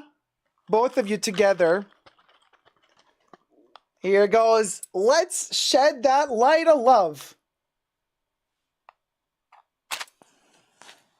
Ooh. And this one's for you and your mom, Terry. Love you loads. There you go. Twirling, twirling, twirling. Ah, wonderful. And it smells divine, too. Oh my gosh, you guys. That was so perfection. Perfection. Just perfect. That just, you need a new tarot channel from me. Oh, Pat, don't cry again. Terry sees mom in her dreams. Shinashi says, you are a great channel for energies, Dacob. I feel them really flowing through me. I really, really do, always. Yeah. Corey K says, that was amazing. Just amazing. Just amazing. Rachel, you don't need to tell me that. Of course, for what should I use my powers if not for good stuff? What am I going to use them for?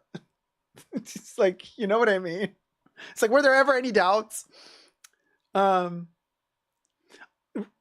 got to be kidding me. Your mom loved the smell of matches? Terry.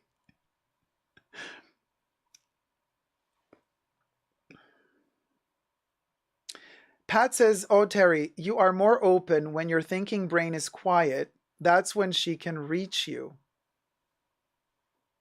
Yeah, that's why in the sleep, they come into our sleep. Right? Grace Chan says, hey, maybe you should do this for Halloween 2024 all day. 24 hours live, 24 hours. Sure, Grace, I really have the energy to.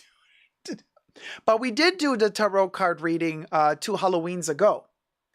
We did a whole live stream with tarot card reading. Also 3 Halloweens ago. This was a cool live. Second was game show live. Third was Halloween, 12 hours live. Yeah. I mean, we did a 12, yeah. Yeah, with all the call-ins.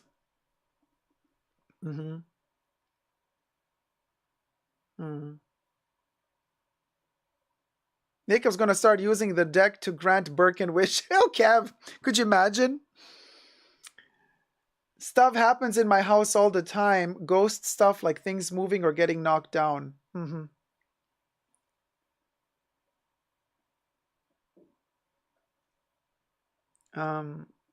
Yeah, for me too. The light just went off, remember? A couple of hours ago.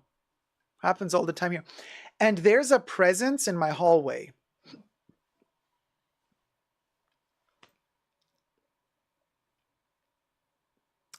It's an entity. I don't know if it's good or bad. I just kind of deal with it. It's a curious entity. It's only in the hallway, and sometimes if I pass through, I just like turn around, like, oh, I'm like, there's somebody standing there, and I look and they're gone, but they're looking at me. That was looking at me in the hallway, and I usually just say, I'm like, hey, I'm not in the mood, okay,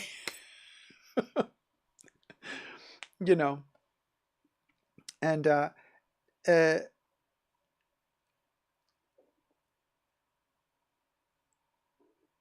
so yeah.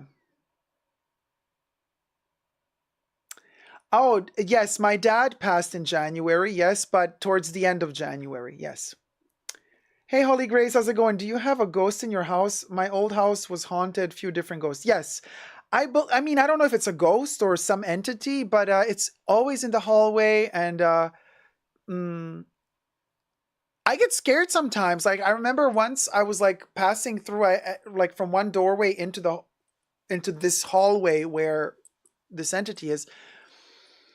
And I literally, like, you know, when you're like in your thoughts and you don't think about, you know your this position, the display of the whole house, and you know where the furniture is. So it's like you don't think about, you just walk through the house, you don't think.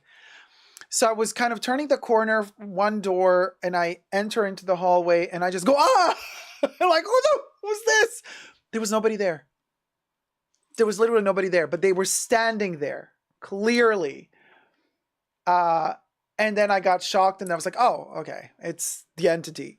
But so yeah, I think it's male. I'm not so sure. Looked male, but I don't know if it's male. Maybe. No, no, I did not play with a Ouija board. Hey, Marcus, how's it going, sweetie? Oh, Corey, really? Balls like to roll up your stairs? Wow, that's spooky. Rachel says, my aunt did too. I've never experienced anything like that, but I swear my aunt had a connection to the beyond. Paul says, we always see her hear stuff happening in my house when someone is going to get very sick. It started happening before my dad's heart attack and then before I got sick. It's fascinating, isn't it? Oh, Debbie had a hallway ghost. It followed you from outside? Well, how did you like make it go? Like, oh, Gloria says they are there for you, checking on you probably. I don't know. I don't know how altruistic this entity is. I don't know. It's like because he's in love with me? The ghost? Maybe with my energy. You know how ghosts are, but I don't know. Sylvan, if it's a ghost. Sylvan Bird says, start thinking of your card reading costume, turban, organzas, pearls, and all that. Well, look, we got Coco's room. This is beautiful. I'm going to keep this. You know, this was prompted to be generated by Bubbles.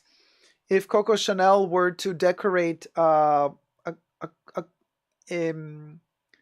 cartomancer or a necromancer or a tarot card reader, fortune tellers, den, how would she have decorated it? And then Bubbles made this. And I kind of really like it. I love how cool the bed is. It's so cozy.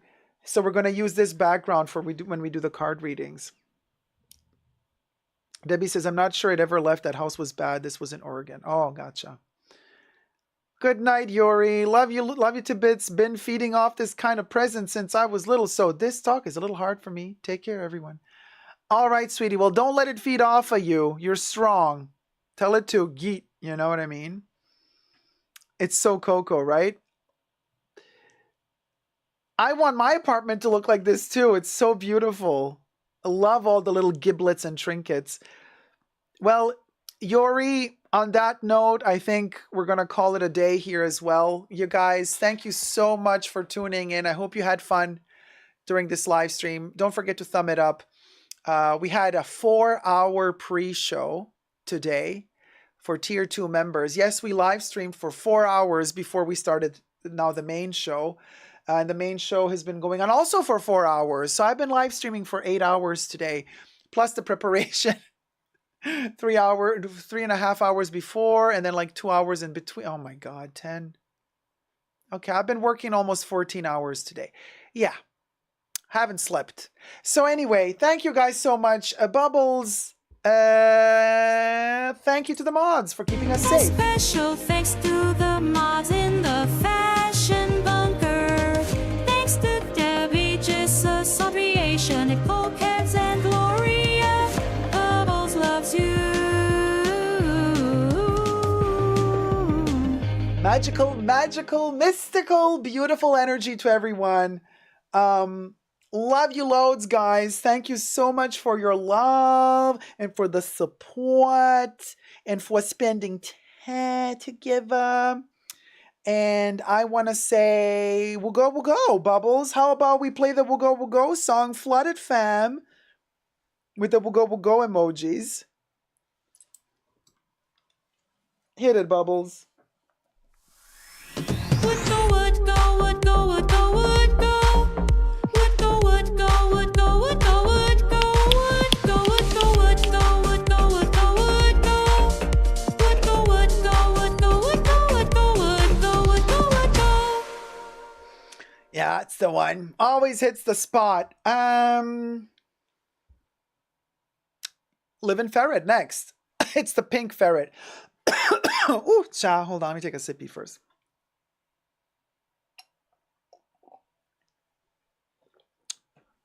Hit it, Bubbles. I'm living ferret, living ferret, living ferret, living ferret, living ferret, living ferret.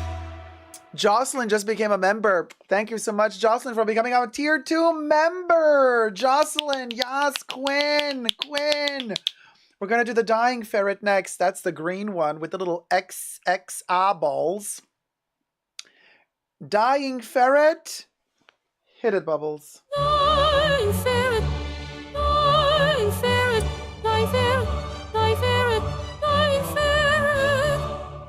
Oh, the drama, the tragedy, the mysticism, the lyricism, the poetry, the poetry. Baby Yoda, come here. Come here, girl. We'll go. You're in your predator phase again, aren't you? Where's your buddy, the bear? Where's the Jean-Paul Gaultier bear? Where's Nana? Did you eat the bear? Baby Yoda, did you eat the bear? You're guilty. You're guilty. Did you eat the bear?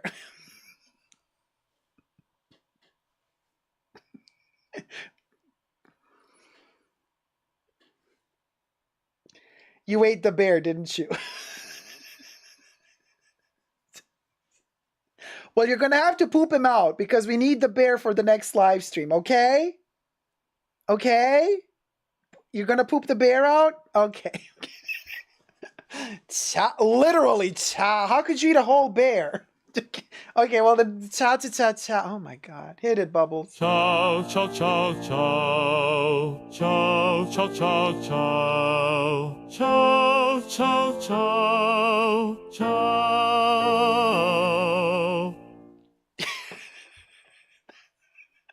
Well, now you know he ate the bear.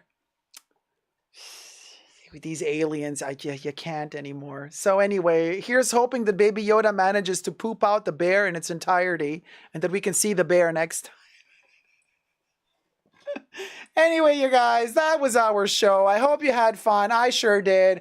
I'm wishing you a wonderful end of your weekend and an even more splendiferous beginning of a new week. And then I'll see you all next Wednesday And we're going to celebrate Terry's birthday. Love you loads. Take care, everybody. Never give up on love. Bye. Mwah.